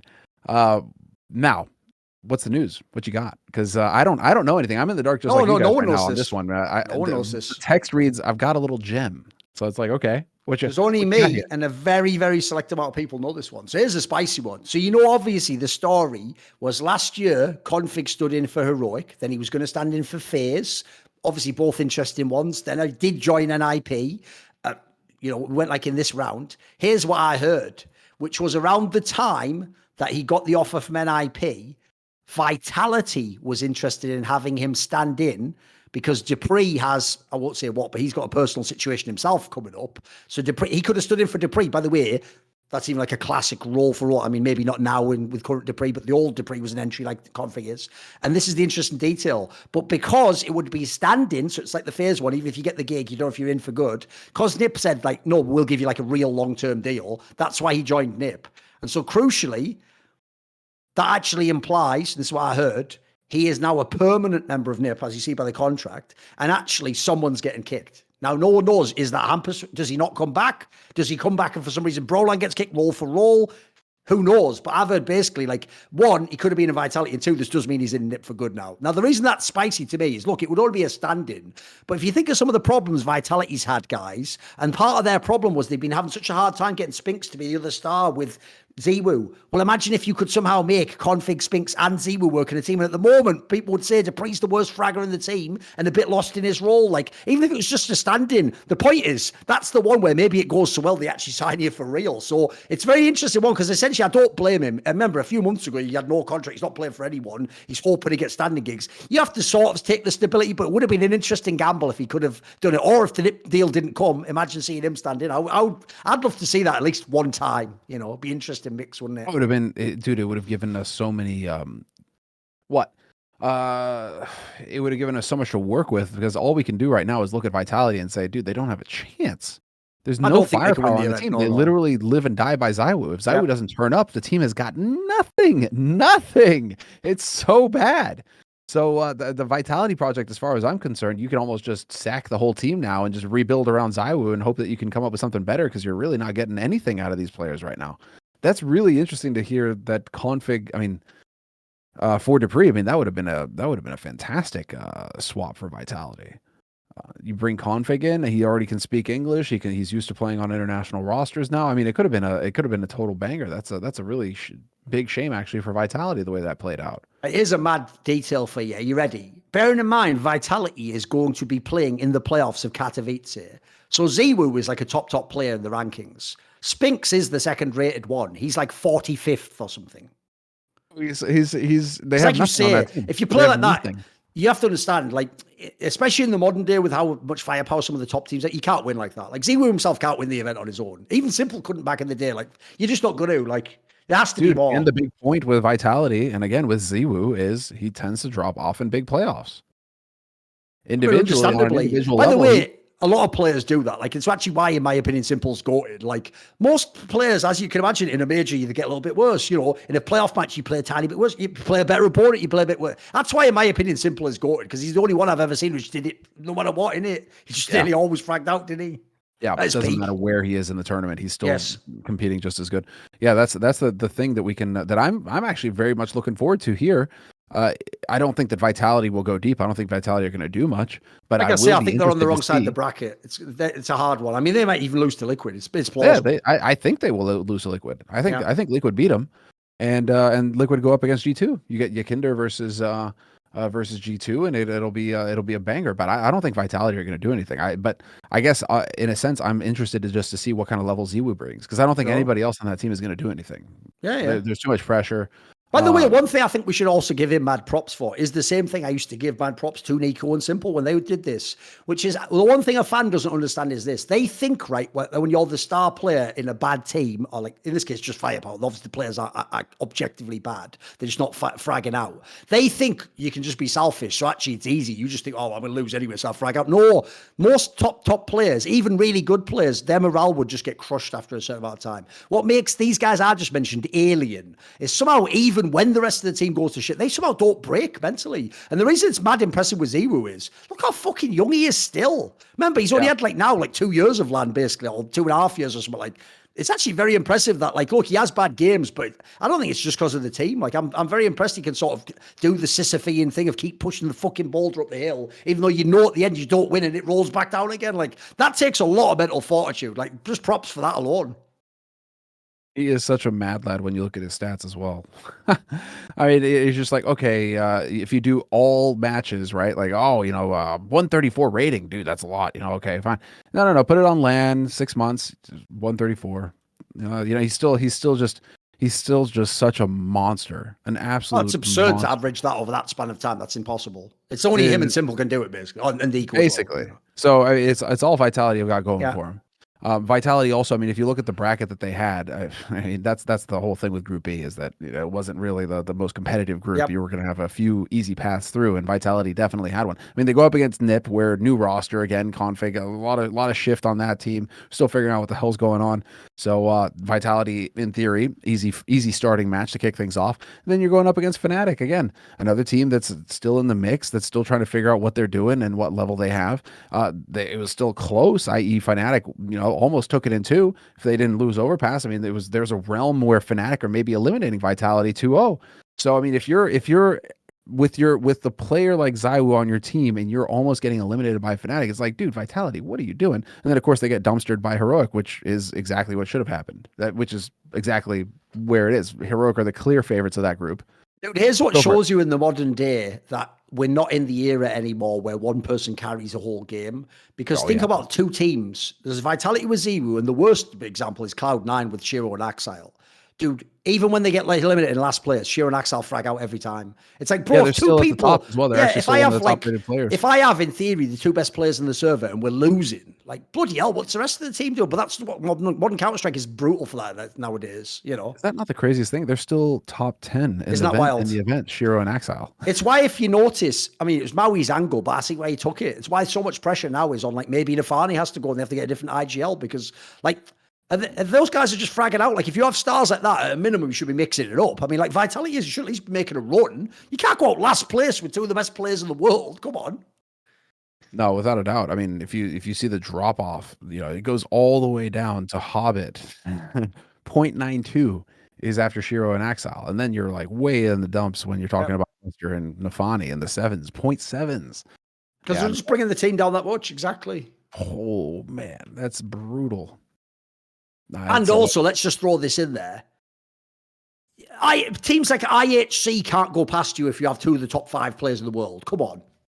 You know what I mean? Like, the point is, it shouldn't even be on IHC to win that game. They should do their absolute best, but you've got, like, some of the best players in the world, so you shut them down, don't you? That's why if I am Cloud9, I would be a little bit worried. That's why I did a video on that. I call it, like, the ticking clock. It's like, I know they've just made a move, but the joke is, it feels like they almost need to make another move immediately, don't they? So I think they're in trouble, mate, because the joke is, it's the pressure of having two of the best that makes it obvious something's really wrong, innit? Same as the Zero like angle. the thing is like a team like Cloud9, I mean, where do you go to get talent? Well, here's what's interesting. I actually thought Gomez had a really interesting angle, the Renegades manager. He said, what if you took Hobbit and put him in the Inters spots, took Buster out, because that just doesn't look like it's going to work, quite frankly. We'll see. And then, look, the IGL one's still the hard one, right? Because the problem is all the IGLs are Russian, if you don't know. Like, I'm not actually aware of a Ukrainian player that's available. Like, it's Chopper, but you wouldn't really get him at this point. Like, he's not, I don't think he's just that good at an IGL personally. So, you know, the problem is all the names are Boomich, Russian, Jerry, Russian. Like, if you don't want to recruit those players, it's a bit tough, right? So I don't know what the situation. I don't know if they can, if they would.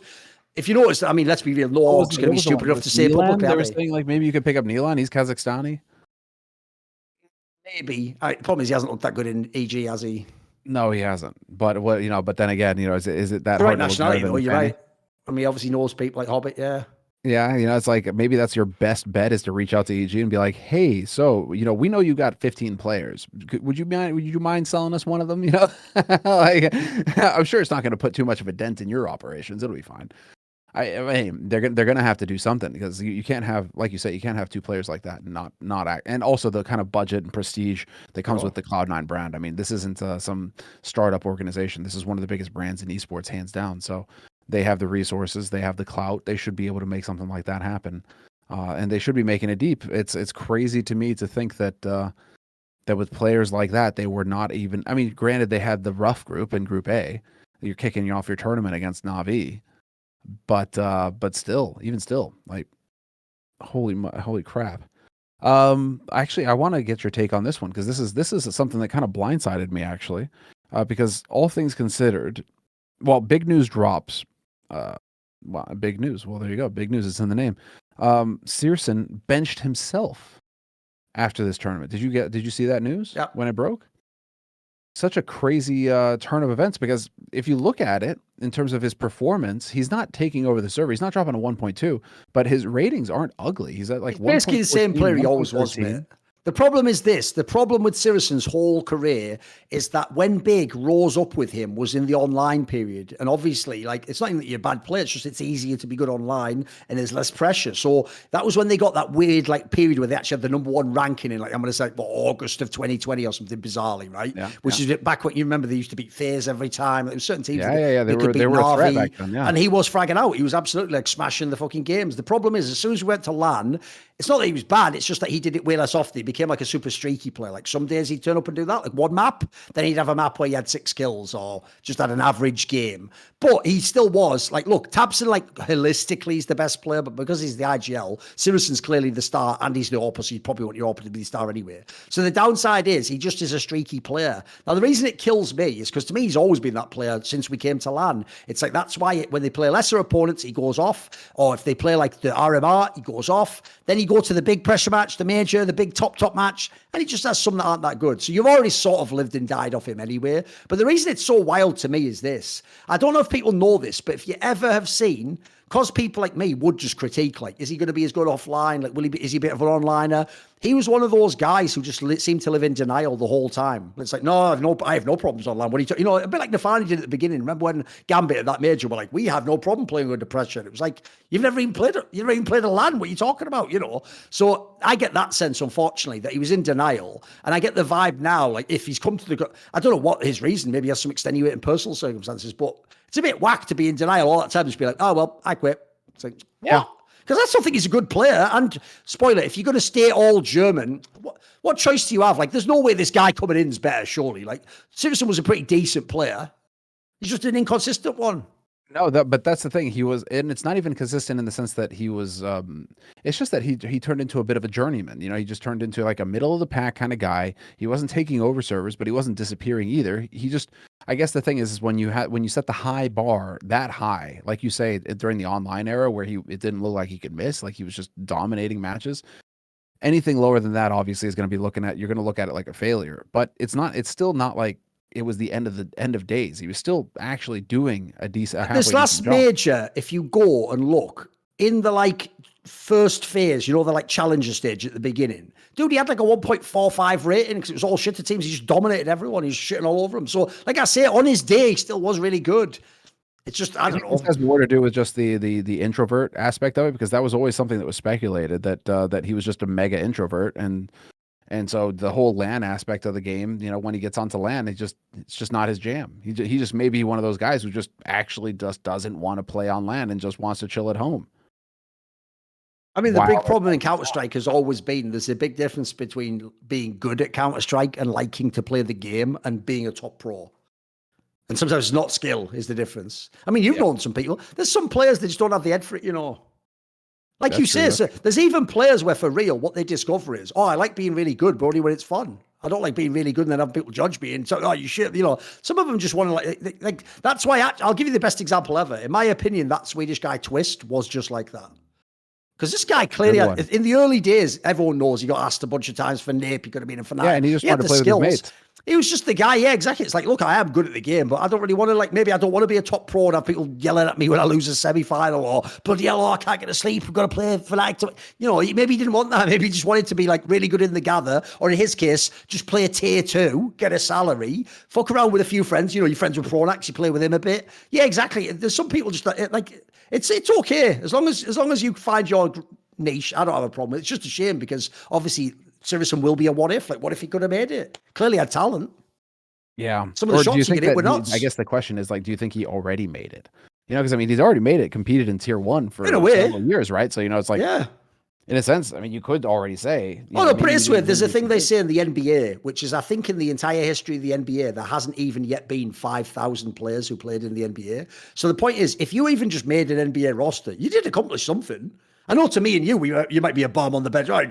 No, mate, there was something you accomplished. A lot of people never even made it through that sort of threshold, did they? No, I agree with you. It's not like he's had a terrible career. He's been at some majors. He hasn't gone deep, but he's been at some majors. He's had matches he's carried against top teams. He's beaten Simple and so. Yeah, he's done some things. It's just the real sad thing is everyone just hoped, like we all did, that all those online results were totally accurate, and then we'd get to LAN and Gambit would be amazing, and Heroic could win the major, and fucking, we all just hoped, because I always said this back then, even though, sadly, because I've watched so much CS and online games, I knew it couldn't be the case, and that the majority of them wouldn't make it, as I did say endlessly. It's just that the problem is, since we didn't know if we were ever getting real LAN back for good, to actually admit that and fully come to that conclusion sort of makes you think you have to quit CS. You know what I mean? Because essentially it meant it wasn't real. And we had to pretend it was real, because otherwise what were we doing for that year and a half?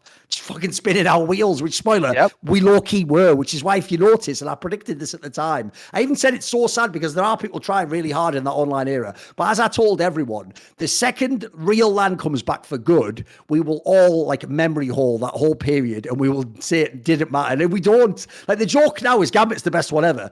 Guys, there was like 7 months where they won everything almost, and they were unbeatable. But because that on LAN they are absolutely beatable at majors, it just doesn't matter anymore, does it? You sort of just think it's like a different life or something. Who gives a shit? And no one does give a shit. That's like in all facets of life almost. Where it's just those 2 years. you don't even think about them anymore. No. It's like you just completely skip it, and it's like, oh no, that didn't happen. What do you mean that didn't happen? It's just that whole online era in terms of LAN. You knew it, and we were saying it from the beginning. Where it's just like, you hope this doesn't last long, because for however long this goes on for, anything you achieve during this period is always going to have that asterisk next to it saying, well, that was during the online period. Because we all know LAN is where it's at. LAN is the only thing that matters as far as a competitive Counter-Strike, and then of course it's the premier events. So it's a shame to see syrsoN to see syrsoN take a step back like this, and that fucking tongue twister. It's a shame to see syrsoN steps after sails seashells on the seashore. Dude, did you see that? I mean, speaking of kicks in the dicks, I mean that's Tabson losing his opper, but OG. Dude, I was not expecting this to happen to them, but a player actually got sick enough to need to sit out, and the coach had to sit in for him. So ruggah ended up playing for OG in OG's elimination match. The joke is, on one of the maps, it was even absolutely close. Mad. It was actually close. They might have beaten outside. I think if they had they were looking good. I think they looking like, okay, we're cooking with gas here. This is interesting. They could actually do this. And then, well, of course, James figured it out. Outsiders started figuring it out, and then it kind of fell apart a bit for him towards the end there. But for a moment, dude, it was like, okay, they can't catch a break, this OG roster, because this is definitely a match. If Flames was around, I think it's a competitive match between them and Outsiders. And then who knows if they're making the lower bracket final and where it goes from there. You're going up against Complexity, and it's anybody's game at that point. But the mad thing for me is when Flames shows up. He was at the game. Okay. At the end of the second map, Flames shows up on the venue, and I was just like, "This." And if they kept it completely secret, what's wrong with him? Yeah, apparently he was just ill. Because the problem now is, I'm trying to think what possible. He felt too ill to play the match. Like, what illness could you have that would not make you able to play, but you could still watch? Because the thing is, I genuinely can't think something. Because the only one I was thinking initially, but this wouldn't make sense, was because it'd have to be something that's more mental, like migraine. But then you wouldn't want all the flashing lights in the stage. You know what I mean? I can't think of what it could be. Yeah, like food poisoning. I don't know. Then though, would you come to the venue though? You know what I mean? Exactly. That's what I was so shocked about. Is like, he comes to the venue and you see him and he looks halfway decent as well. It's not like he's looking like a complete wreck or anything. He's just there in his coat and his jacket, or his coat and his backpack, with his gear, and you're just like, what the hell happened here? At least sell it on that one. Yeah, exactly. At least come, Semmler, with the old school thing where you've got you've got that piece of cloth wrapped around the top of your head in that knot, like the old fashioned one with like a thing of ice on top or something. And you're like, guys, I'm so sorry. Right, you've 39, whatever that is. Too well. Oh yeah, and like a fucking don't come with your jacket. Come with the in your hotel room, dressing gown all day. Come with the dressing gown. Yeah. Come back. Sell it for dinner at the us. end of the day and be like, oh man, I'm finally starting to feel better, guys. How'd it go? I was asleep the whole time. Like, I don't know. It's not because the fact that he shows up at the venue, I'm like, wait a minute, Semmler. I'm just going to say it. It's by the numbers. I'm speculating now, right? But let me just put a scenario to you here, Semmler. Imagine if a player, young player, pure speculation, decided during an event, obviously no pro players would ever do this, to go out drinking during the event. Now imagine if you got really drunk and the next day you're either too hungover or you just don't wake up. Now, would your team go in and go, he's drunk and hungover and we haven't even seen him, or he's not available to play? No, because that would be a scandal. What you'd do is you'd go, he's feeling a bit under the weather, so ruggah's going to play this game for him. Now, if you were him, though, and you start to sober up as the day went on, you were like, what am I doing? I better get down to that venue. All right, boys, I'm here. Sorry I'm late. It's not a bad theory, right? It's not a bad theory is all I'm saying. It's a pretty good speculation, I isn't it? just hope and pray that is not true. It's not a bad theory, though, is it? It's not, because the venue part's the one that kills me there, dude. That almost makes it seem like you rushed on there like, oh, better put in an appearance. Yeah, but that's the thing. Why put in an appearance at all? That's what shocked me. I'm like, either you're sick. Sure, like, look, I'm not drunk. I mean, sick. Right? It's like, he comes in, Semmler, he walks in. He literally walks in like this. Walks in, better take the shades off. He goes, and then better finish up this espresso. And he takes it, pops a mint. The spread as he walks in. And he comes in. All right, Vladdy, how's it going? Yep. I know I wasn't here for early on, but I can explain that later. I'll be under the weather of that, like. So, dude. She's like, what's that cocktail? What's that cocktail? What's that cocktail thing I'm sticking out your pocket? Oh, that bloody hell. There's like all lipstick on it. Oh, sorry about that. We both know players who have played mega hungover and still fragged out. So I mean, I'm not spoiler, one of them is a fucking legend. There you go. If people don't know, on this show, people are fully aware already, Semmler, that shit. I have seen Shocks and Nico consume certain amounts of alcohol at like 3 a.m. Then I've also seen them at like 10 a.m. in the server, just like, I'm headshotting. It's like, all right, Bob. Yeah. And when they do it, because they're Shocks and Nico, crucially, if it was any other player, you'd go, you arsehole. But then you look and they're going, actually, they're fucking owning. You just go, well, if you can make it work, mate, I mean, I guess you get away with it because I'm not going to say shit. Like, keep Wasn't going, that always the fucking craziest thing? Yes. It just blew my fucking mind. And then he'd be like taking a cat nap too, It'd be like, okay, done warming up, cool. Straight, like lean back the chair, just close the eyes for like 10 minutes. And you're like, are you going to be able to wake up again on time for the match or not? Because are you just going to pass out in some drunken stupor? No. Brings the chair back up, plays the match, drops a 20 bomb, 30 bomb, whatever. And you're like, okay, then they got away with that for so fucking long. Outrageous. Yeah. But dude, I have so much trouble imagining Flames doing that. It does. I know, to be fair, he's a bit of a nerd. He feels like a nerd. Player. He's not the But then again, though, this is how speculation works, Semmler. That would double down, though, to make it more likely. Here's why. Because then if he did make the mistake and think, I could have a few drinks before I play. Next thing you know, someone, hey, you want to get in this round of shots and tequila? Yeah. Anyway, Flames, I've always loved you, bro. Like back in the old team, like, get another one in there. Yeah. A lady comes up. Oh, no, hey, guys, what are you doing in Katowice? What's going on here? Oh, yeah, another round for my friends. Next thing you know, he's just fucking and then all of a sudden at the end, he's like, oh, what's going on? We're getting another one in. And then the guy with the mop was cleaning up downstairs 4 a.m. And I think doesn't Katowice game start at 10 a.m.? Like, oh, bloody hell. Exactly, yeah. Sad thing is, if it's not at all true, I've created this entire scenario in everyone listening's head where they're like, remember that time Flames just got pissed drunk and then he turned up to the game? Like, no, didn't happen. And it's a nice dream, though. It's a nice dream. It's a nice dream, but dude, there are certain, dude, those are always going to be like the best memories though, because like MLG Columbus, I remember because whose birthday was it? It was Blue's birthday. You remember that? It was Blue's birthday, so we're all at the bar, and then I'm such an old school esports historian. Yeah, I can't actually remember who Blue was. You remember who Blue was? Yeah. It was his fucking birthday, and then it was ordering tequila shots, and we're like, dude, we got a cast. What the fuck? But that's it. It's just time to go. Yeah, good times, man. Good times. All right. Did you, let me see. Did you have anything? We could go through the brackets real quick before. Semmler, all I'll say is this. If you think that's bad, at least in CSGO, it was just people having too many beers. Without telling stories, and you know who some of the people I'm talking about are, I've seen people in 1.6 actually be doing like lines of certain South American imported drugs at 3 a.m. and then casting a game at 9 a.m. and looking at their eyes and going, holy shit, they're still high now. But they were so good, they were still killing it. Like, it was the Shock story all over again. You're like, on the one hand, in a way, it's rock and roll, but it's also, in another hand, the least rock and roll because you're high on drugs doing shit video game. Like, at least he's doing like a solo. Like, you know what I mean? Like, fucking Keith Richards is at least doing like, like a 50,000 seater state. I get why that's in a way cool. You're just like, well, time to pistol round starting. You know what I mean? Like, it's not really that cool, is it? It's not quite as rock and roll as it seems, really, is it? At all. But props to the people who could pull it off somehow without dying. Without dying, of course.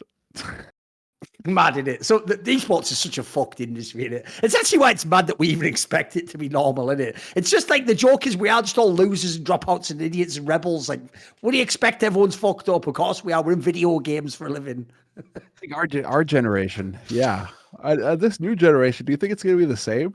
Well, the joke now is because it's become mainstream, if anything, to tie it back into the Hex thing, now it's not really like an outsider thing. If anything, the joke now is the edgy thing would be like, I don't even care about esports. You know what I mean? Like, in a bad way, it would be. It would.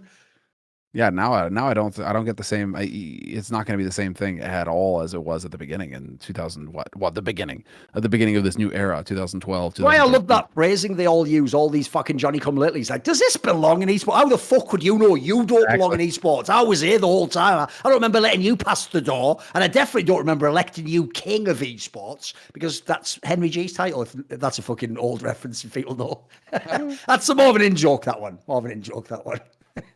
All right, let's look at the bracket before we get into questions. What did you like? This bracket for me is well, I think it is going to boil down to G2 versus Heroic in the grand final. Ultimately, I don't think that Liquid or Vitality have what it takes to beat G2. Either one of them goes up against it. I think G2 is going to eat them alive. And then Navi Outsiders, both of those cases, I think Heroic is going to be able to take them as well. So, like, what do you did you have any? Do you have a potential upset here that you're looking forward to? I think G2 will win theirs. Like, at the moment, like, it doesn't seem like it's a fluke. They actually are game to game this good. And especially right now, JKS is having one of the best tournaments he's had in years. And he on paper is supposed to be like the fourth best player on the team. So it's like, remember, Nico and Monsi still both frag out. Like, they actually are unbeatable, like raw firepower in the server at the moment. It's why, believe it or not, you probably do want Liquid to be the one that goes up against them. At least they've got a couple of players can go off like that, you know. So I think G2 makes the final. On the bottom side of the bracket, I think it's much more wide open. Like, I have Na'Vi beating Outsiders, not least because Outsiders have a mad shady map pool always. But the problem is the Heroic one. And this is why.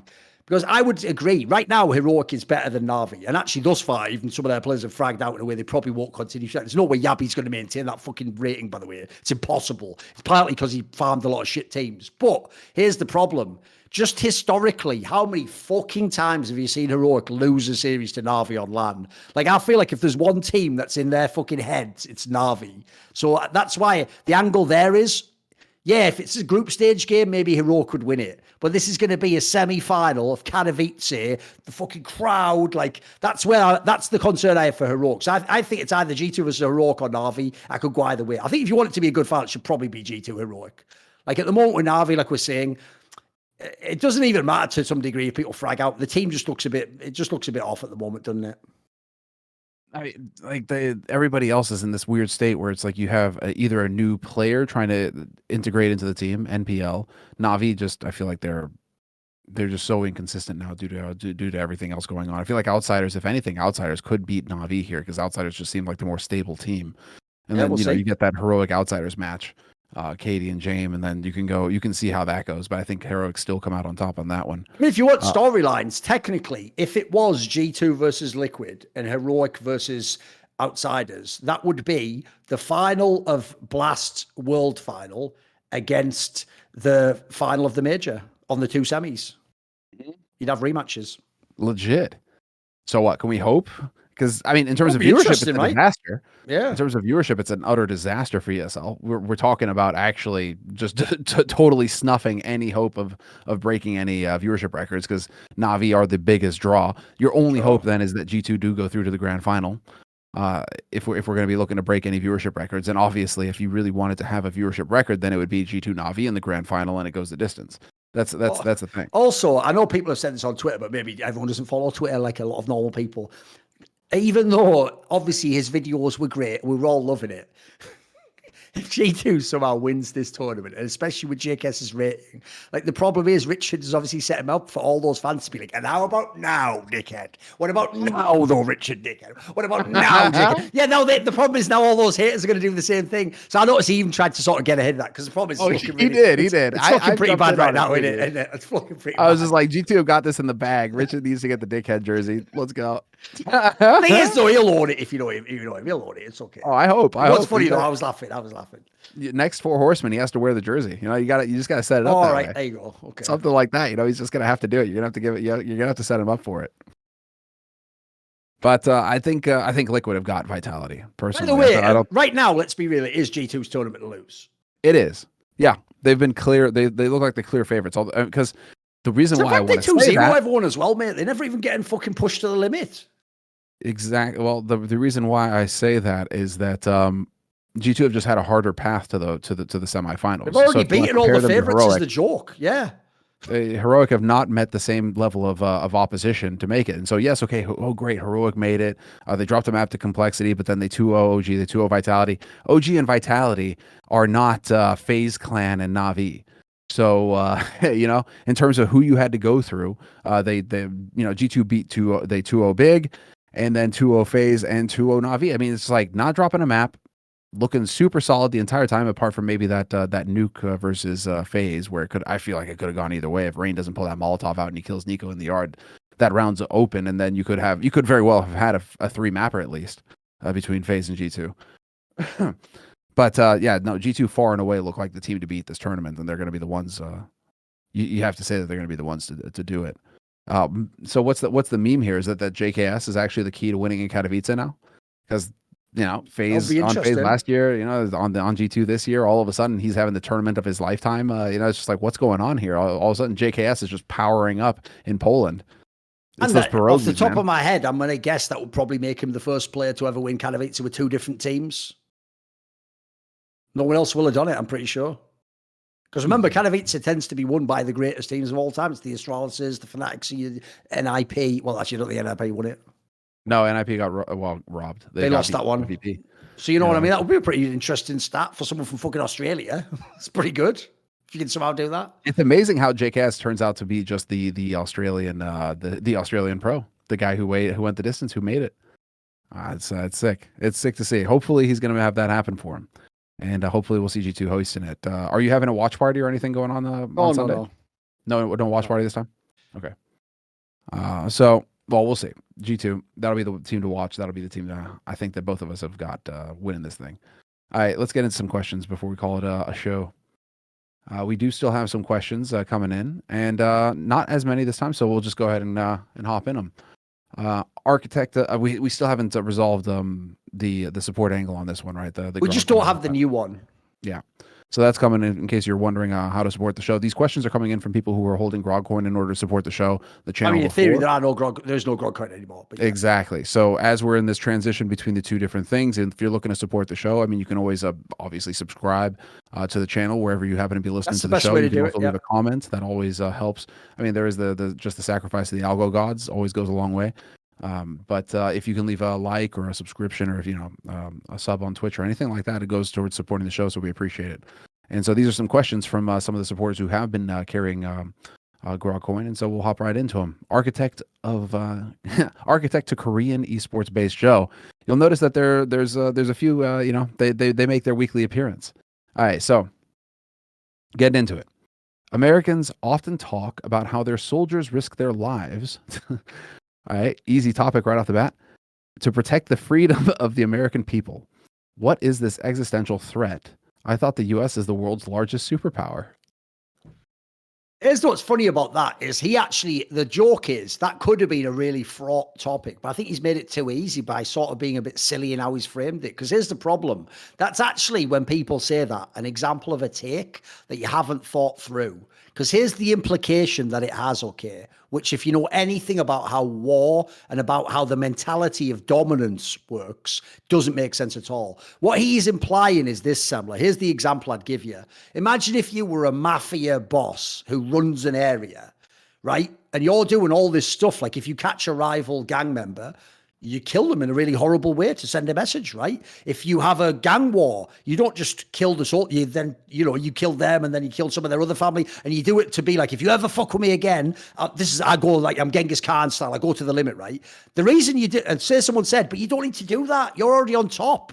Just do it, peel back a bit. Just rule your area and don't be harsh. But you can already see, that's why I purposely picked this example. Part of why you're doing it is because it's also the perception of your power that gives you your power. It's not even just the raw people you kill. It's that when you kill them in a certain way, which implies like, whoa, I wouldn't ever want to be this guy's enemy. And even worse, if I even fuck with him, it might be consequences, not just for me, but for my family, for the rest of the guy. So what you're doing is, it's actually how hard you dominate that strengthens your position. So the premise he's doing here is, because the US is on top, they can just chill back. There's no need to have bases everywhere. There's no need to have like little proxy wars. What you can do is just chill as number one and do nothing And in fact, you ready? Because if you're these guys, the logic then always goes, stop spending all that budget on war as well. Like, pull it back, spend it on like education. And I'll tell you what will happen. It's obvious, which is there's always someone, and there's always multiple people. Spoiler, China's one right now. There's always multiple people playing the game of Thrones, the game of Empires, the game of Let's Rule the World. And whoever is, you're only ever winning or losing that game. So the second you stop winning and you stop winning harder and harder, the other person catches up, and eventually they won't just take over and like that and you'll be number 2. When they get their foot on your neck, they might not be as nice as to go, well, we're on top. They might just go, I'm taking everything. I'm the mafia boss and I'm taking your whole territory. Remember, when the mafia boss guys switch and they fight over the they don't just, I gain this, but I take your whole shit when I get in there. So the problem with that logic, I know what he means by that, which is, look, as a direct, literal statement, yes, a small war that an American soldier fights now is very unlikely he's actually protecting specifically you, like an American at home, and your like freedom to watch this show, for example. They have sort of spun that concept a bit far because it's based on the olden days where all soldiers were defending the homeland, that. But even though I don't agree with it, and I think it's a fucked up angle to have the Empire, it's not my style.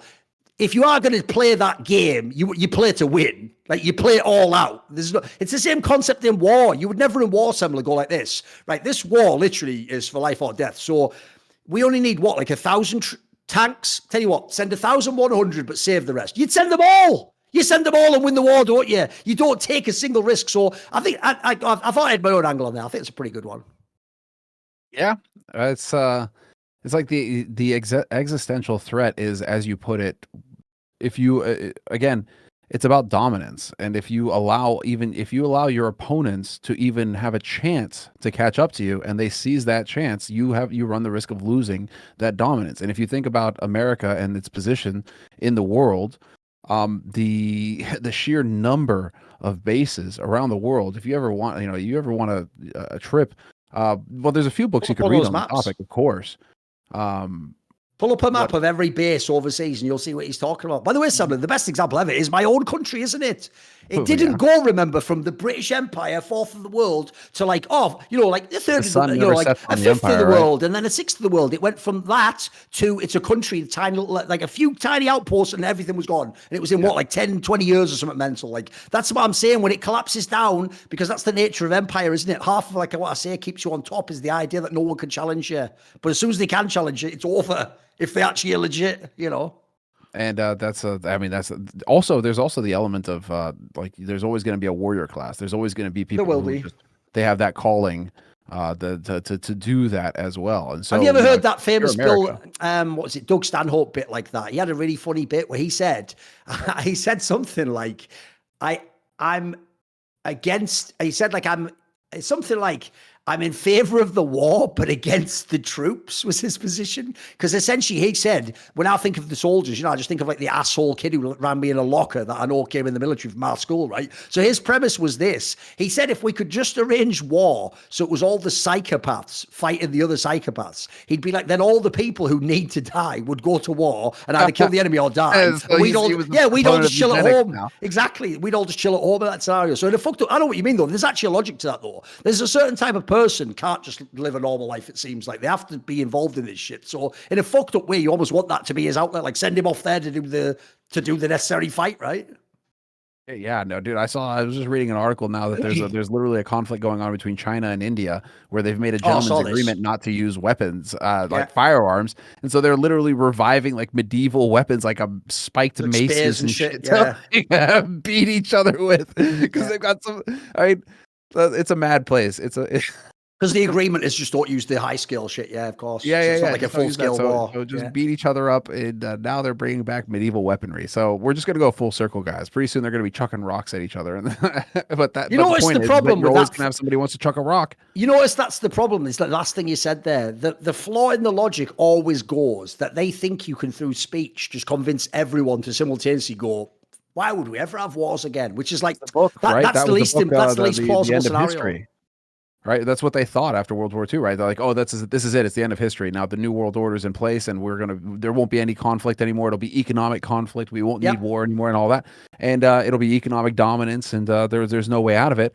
And yet, if you look at it, well, certain There's a little bit of presidents truth to have it. tried to warn against certain things as well. I mean, if you look at the war machine and how the military-industrial complex functions, I mean, those are like that. Like a lot of this kind of like ties into a bunch of other topics in the sense that if you just look at how the system is built now, where you have corporations with investors. Investors want more money. They want returns on their investment each year. course. And so corporations have to generate a profit each year.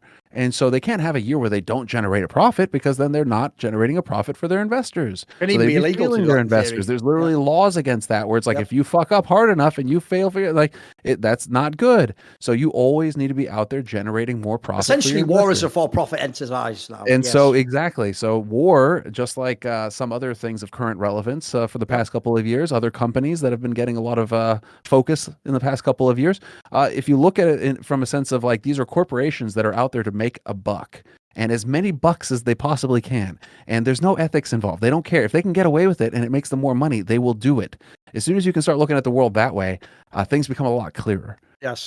The point is that person doesn't give a fuck about this angle of like, well, what's the threat? It's like he was never doing it for that reason. Like you say, it's not some of them are just doing it for money. There's greenbacks to be made. Yeah, exactly.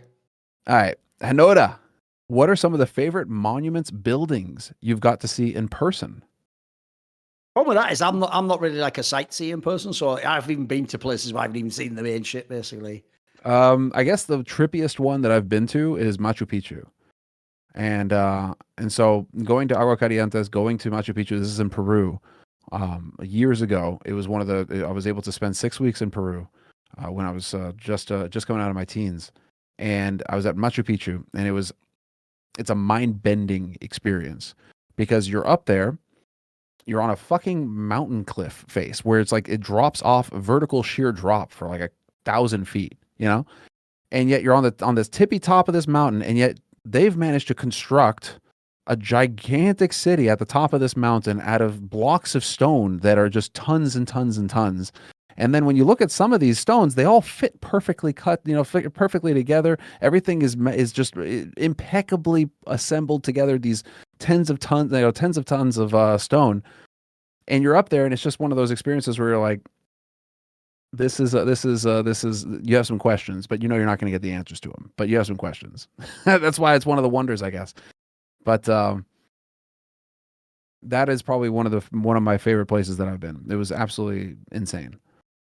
And to see that now, and then of course to come back and actually look at, I don't know, guys like Graham Hancock and like what they're looking into and stuff like that. And of course you start looking into Machu Picchu and be like, I have been there. I have seen that. Okay, that's interesting because there's something that I noticed then. Looking back at it now, it's like, okay, interesting. Gives you some food for thought.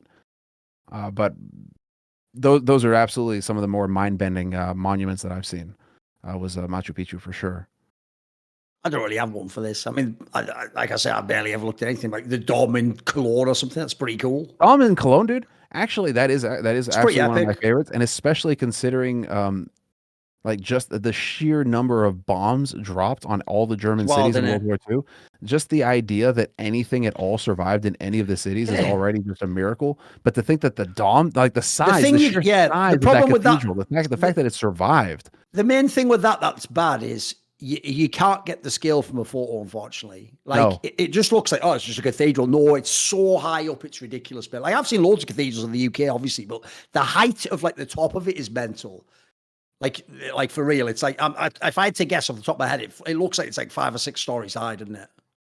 Gigantic, and it's detailed. It's covered in carving. It's covered a million in things. Yeah, there's a million saints and all sorts of shit all over. Crazier ones to go to.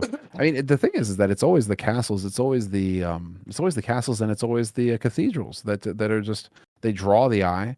The most underrated thing, by the way, about UK, Germany, so the Anglo spaces is those things. Like if people don't know, Germany, the UK are full of castles and these religious things. It's just that those aren't famous things to the same degree. Like I've seen a million pictures in Germany of some like badass castles out in the fucking countryside somewhere that look like literally like you should make a movie there. They've got like huge designs and not just like some basic bitch one, like mega ones. You just think, what the fuck? I've never heard of this. Yeah, no doubt about it. It's Meanwhile, even though it's a hater comment, I'll say it anyway. The most overrated one easily is the Eiffel Tower. The Eiffel Tower. Oh yeah, it's just nothing. It's just nothing. It's crap. And it's not even that old. It's just some shit in it. It's like some metal. Like, all right. Yeah, exactly. It almost looks like modern art, doesn't but it? you look at the rest of Paris and the sheer glory of some beautiful buildings parts. there. It's just the Arc de Triomphe. I mean, you have all of these. Oh, the Arc de Triomphe is a banger. Amazing buildings there. And then for whatever reason, the Eiffel Tower is what everybody knows the city for. Are you kidding me? It's just. It's disgusting. It's just a bare metal frame just sticking out like an eyesore in the middle of a beautiful city. Well, it used to be beautiful. I mean, but yeah, no, it's yeah, you're right. Totally overrated. All right, Blaz, you were hired by the Swedish government to make Swedish CS great again. Oh, by the way, one other thing, I did see one other one I'll throw in quickly, which is actually, if you ever do see those buildings that are like I don't know if it's actually the Kremlin. You know, the ones with those crazy tops St. in Peter's. That is pretty badass. That is pretty badass. Yeah. But we were there, right? We were there for Epicenter, right? I don't think we were there at the same time, but I've been to Moscow and seen it. You've been to Moscow, yeah. The Kremlin. That does look really cool in person, I will say. It is sick, yeah. But it's smaller than you think. Actually, it's funny how it isn't as big as you think it is, as you think it'll be. All right, Blaz, you are hired by the Swedish government to make Swedish CS great again. What would you do with those sweet tax dollars? They would be kroners to make them the best region once again. I mean, the first thing logically is you better get all the talent now. Like we need Brolan back, and we need we need the NIP players back to start a team.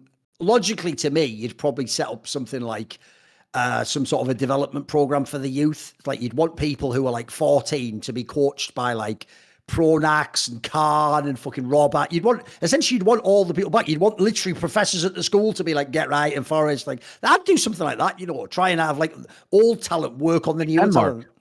Like Denmark, there's a reason why Denmark is just far and away ahead in terms of infrastructure, is that they've got a lot of state support, and they also have a lot of programs in schools where you can. I mean, Device went to an athletic school for like a school for athletes, but that still accommodated him, that allowed him to finish out his schooling while still competing as a pro CS player. But they have a lot of programs in Denmark as well, where it's like actual programs that allow for you to still compete as if you were competing in another sport, except that you are actually just competing with CS or something like that. So if I had that kind of money, Device used to be like good at badminton was the game, wasn't it? Yeah, I think it's and then he got hurt, right? Yes, so that means even though it's childish, I can say the sentence where he knows his way around a shuttlecock. There you go. Just because if you're American, that's what they call like the sort of, not the ball, but like that weird white thing you hit. By the way, badminton's actually a badass sport. It's a really fun sport. Have you ever played it? It's hardcore. Because what's good about it is, because it's like one way, in theory, as long as you have like a decent racket, it's like very light. Mm-hmm. It's actually another good example of a game, by the way, that like men and women can play against each other. Like it's not about like raw power. Like you can have fun just like hitting it back and forth. It's a pretty fun game. I think it's one of those ones you can play at all skill levels. Totally. And I definitely was going hard. I was doing that shit where you try and get it over the net, and smash it in there as hard as you can. But then the shuttlecock just goes, and it doesn't go that fast. That's like what? Yeah.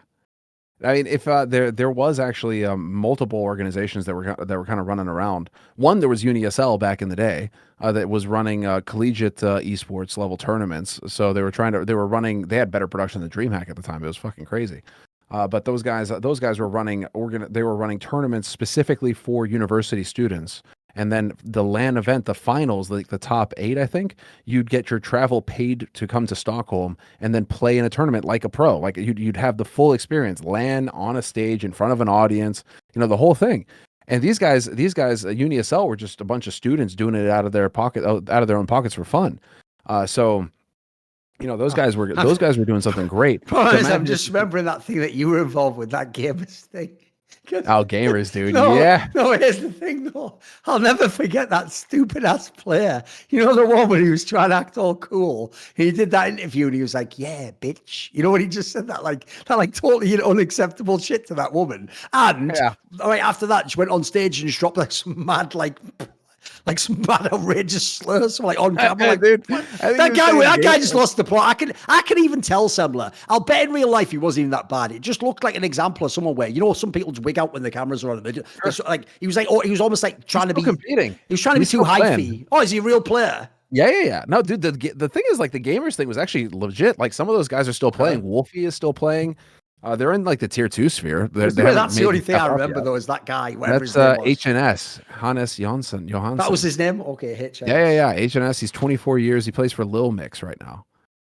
Then you've got. Please tell me on his Wikipedia. Broland comes from gamers, dude. That's how he got his name out. He comes from gamers. He comes from that. He was in the original season, the first season of it. Okay, now that's actually wild. Yeah, okay. No, that's the thing. That it was so much fun. It was so much fun to record that. It was legit. It was like one of the better experiences I've had in esports. It was so much fun to do that show. Yeah, I just said that thing in that interview. Like, yeah, bitch. I know. It was so cringe. He's legit. But there's like a bunch of guys that came out of that are still competing. Like Queenix is playing. Who does he play for now? He's on Ecstatic, or was on Ecstatic. I think he's on another team now. But like, yeah, no, dude. It's fun. It's that whole arc, man. It really throws me back because that was loads of fun. Hopefully they're able to do something again because those guys had a lot of inspiring ideas. Okay. Well, this is a long one. All right, let's see. Divorce lives in Lucky's shadow. Is it suspicious to you that literally military-grade AI technology has been made available to the public? It's possible to fake your voice, your image, possible even for your conversational mannerisms. How can government institutions, businesses, banks be sure the voice on the phone call is really you anymore? How can they be sure that the selfie you sent for identity verification is real? How do you know you are interacting with a real person or a number of people online, even on voice chat? Well, I've been a machine learning enthusiast since long before it became popular. With the rampant development of ML AI technology recently, I'm beginning to see real societal, legal, and cultural problems that this poses. And I'm sure the proposed solution will be further technocratic invigilation into people's private and professional lives through limitations of privacy, freedom, and online anonymity. What have you been thinking about this topic, seeing the very rapid development of the technology recently? A lot there. Well, the basic problem I have with that topic is this. It actually shows, unfortunately, how clueless and naive the average person is. Because first of all, their assumption goes like this. It's only the second I've seen this technology it could ever have existed. Wow, I'll have to question now everything I see on a screen. Bro, this is not even a joke. I mean, you know the meme we've all made fun of before? That Stalin was having people photoshopped out of photos before Photoshop, right? That was with just photos. Like, the joke is, I imagine this tech has existed for decades. I actually think, look, the real angle obviously is no way to prove it. It's just speculation. I suspect they've been able to fake so many voice all that for years. Like, in fact, there were even apps years ago that were pretty good at like doing a voice changer and making it into a famous person voice. That's existed for years and years and years. So the real problem is this. It doesn't matter. I actually think the average person will never question what they see with their eyes and hear with their ears. They still think, I saw it. And it's why you just edit things even. You don't even have to make it fake. You just edit it the right way. It imprints in your brain so strongly, you think you had that experience, and then they almost fight you when you show them the other part of the video. Like, no, but after the video, no, he didn't. But yeah, that doesn't matter. You know, again, the same thing happens because it feels like they had the experience, feels like they lived it, and you're showing them a lie, a false reality. So I would just say the downside is, when you say that, what I've learned about tech things is, it's like Riot Games. If you ask Riot Games to change something in League of Legends, they might change it, but they'll do it for their own fucked up reasons, and it might get worse as a result. So my joke goes like this. When you ask a question, but then how can we even know if anything's real? That's when they go, oh, good news. We've just brought out this like digital passport that biometrically connects to everything to do with you, and it uses your fingerprint and a blood sample. So now we'll know it's you. And you'll go, brilliant. No, we got no, you joke. That was their way of getting you to get it installed. You know what I mean? Like, so to me, I get what he means. In theory now, everything's up for question, isn't it? But I think actually we should have already been doing that for a long time, you know? I think you should have been doing that for a long time. I think this has all been a part of, like, this is a steady process that has been happening for a long time now. But I think the goal, and especially after the past several years, of course, and I mean pre-Coof, this is going into when Trump was in office, right? Yeah. This is that they need to establish full. It's not as if they don't even already have full control over the mainstream media, because I mean, if you notice at all, it's like owned by the same like 5 families, and it's all pretty consistent with the messaging of mainstream media. No matter where you go, it's pretty much all along the similar line. So already they're pretty good on that front. So I think what's going to happen is that they're essentially going to make it so that They realized the danger of the internet because that's how Trump got elected. Because all of a sudden you had memes, you had jokes, you could be made fun of. All of a sudden, they're undermining all of the authority that the mainstream media had up until that point, because everybody's reading newspapers and looking at the news and thinking these guys know what they're talking about. And then you got some asshole who's making a meme over here, just fucking the whole thing up. And so I think they kind of twigged on how important the internet is.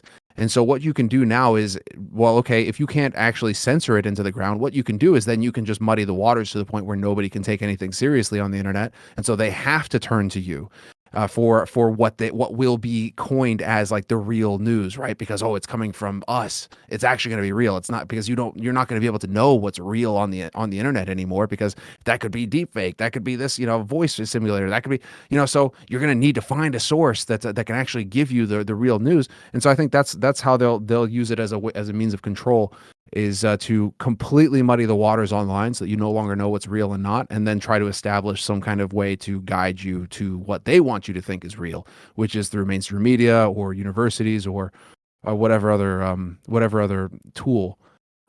Dude, after the last 3 years, it's so abundantly obvious that people will just go along the trust, the training that they've had over these years in order to blindly accept whatever authority figures tell them to do, because that's pretty much what schools have taught you to do over the last 20 years, is shut up and listen to the teacher.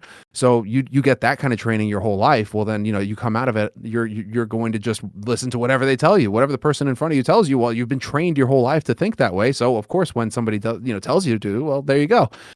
So this is all going towards one thing of just, more control. The question, the real question though, that I wonder when it comes to this topic is, it feels like the younger generation, funnily enough, who is living online, they may be too wise now to what is real and what isn't. They're going to beat the AI because they're going to be so tied into the internet, and they're going to be so plugged into it. They're going to be able to sense, like a connoisseur of wine or something, oh, this is a fake bottle or this is a real bottle, or like, do you think I'm off my rocker on that one? Problem I have is I also just think it's actually entirely human nature. Like, if you think about how people have lived for all of human civilization, you are supposed to be trusting, because humans are a cooperative species. And also, then let's throw this in, most people in history, that's how you would find success. You can't do everything yourself. You have to trust a guy. You have to know that someone knows what's going on. Someone made a decision that you can't know about. A classic example is you have your dad, who you respect, who have authority figures. What they've done is made the state like your dad, isn't it? They're the ones that know best. The joke is, that's why, even though it seems small, letting them decide what's misinformation is step one, because when they can decide what's misinformation, they essentially are the arbiter of what's true. So when they decide what's true, then they decide what's appropriate, decide what's, it all falls from there. So some of it's some of it's coordinated, some of it just plays, I think, unfortunately, on the way humans mostly work.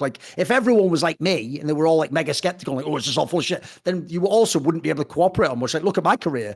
It wasn't until recently I ever actually tried doing my own project or building a company with people or trying to make. I was always, just because I was so skeptical, I was always just a lone wolf. So you can get some stuff done as a lone wolf, but there's certain things you have to be part of a pack to accomplish. Yeah. Now we're in danger of going off into the weeds here. I guess the thing is, the advantage of being a skeptic is that you look for actions and not words, right? And so you're trying to find a thread, i.e., what. Here's the thing. I actually think it's supposed to be the kind of proportion that we have now, but the premise goes, someone like me or Richard is the person who just vets that there's no bullshit going on. That's what allows the rest of you to trust and just go, well, whatever, I'm sure everything's all right. But in our society track now, record of 10 years or whatever, right?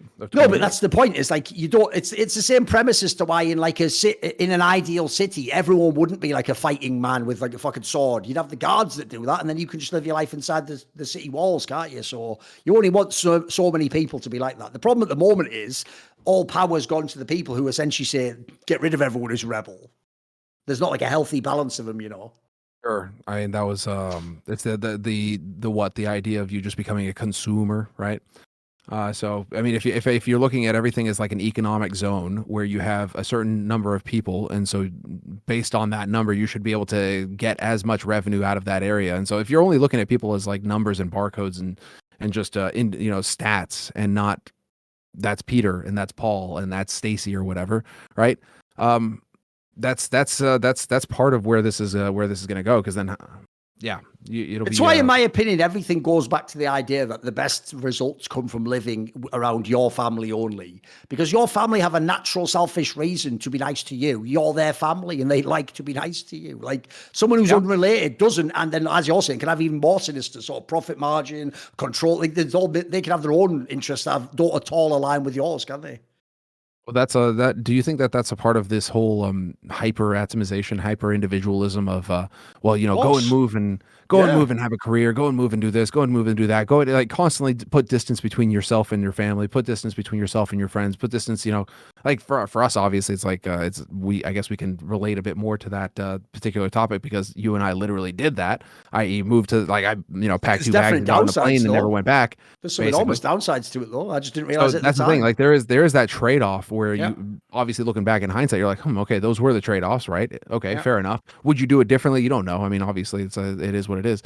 But if you were to change the narrative, if you were trying to change the messaging going out there, would it be no? Actually, find a job.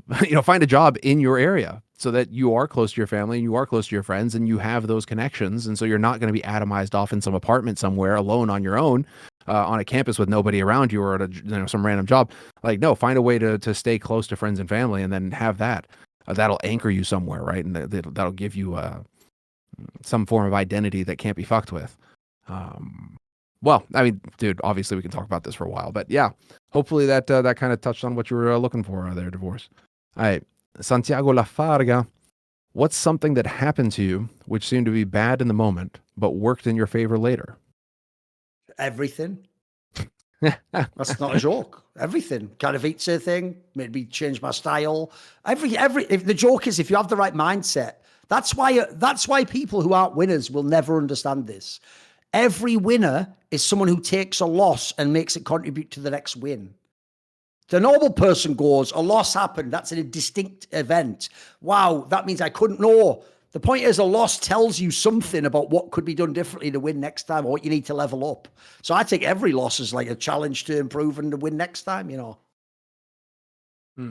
Like, pretty well, I'll give you an obvious example. If all that shit didn't happen to me with Katowice, you think I wouldn't eventually have made a mistake? I'm fucking human, mate.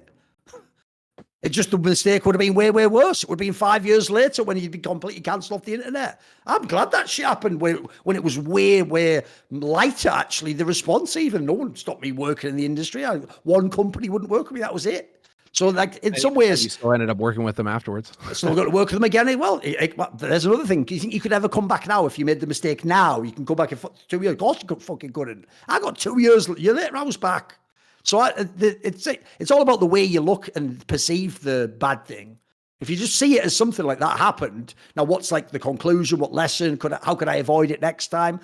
It could end up benefiting you directly. It's not even like some weird circuitous thing. It just directly can benefit you next time, can't it? That's yeah. I don't really. That's a pretty good one. I don't think anyone expected me to pick that, right? So there you go. Katowice 2014. There's one. There you go. And spoiler, no joke, I actually don't like to go to Poland. So guess what? I have very much enjoyed not going to Poland 10 more times. Spoiler, I've said this before. Even the people who loved it when it was a major fucking hate going there now. They like the tournament. They don't like all the rest of it, mate. There's a reason Cadian did that tweet right before he went to Katowice on the travel day. Because what do you think was on his mind? He was thinking 2 weeks of fucking that food. Exactly. The joke is that there you're just thinking, like, the joke is when people like NIP just busted out in last place, like, right, tell you what, first one back to Sweden, get the max in. Like, well, dude, that's a show. That's those are the questions for the week. Right. So thanks so much again, dude, for the show. As always, a good time, a good pleasure, and thanks everybody for tuning in. Thanks to everybody for the support, and make sure to leave a like and leave us a message. If you have any questions in the comments or anything like that, be sure to put them in there. If you thought whatever you want in terms of comments, throw them in the comments. We take a look at them and maybe we'll bring them up next week. But until then, have a fantastic one. Enjoy Katowice this weekend, and we'll see you guys next week. Chris is still into the picture. Oh, I'm still very much in the round. Oh, Chris, he's found 3. It's down to a 2-on-2. Chris, can he close this with an ace? Oh my God! Gives him a chance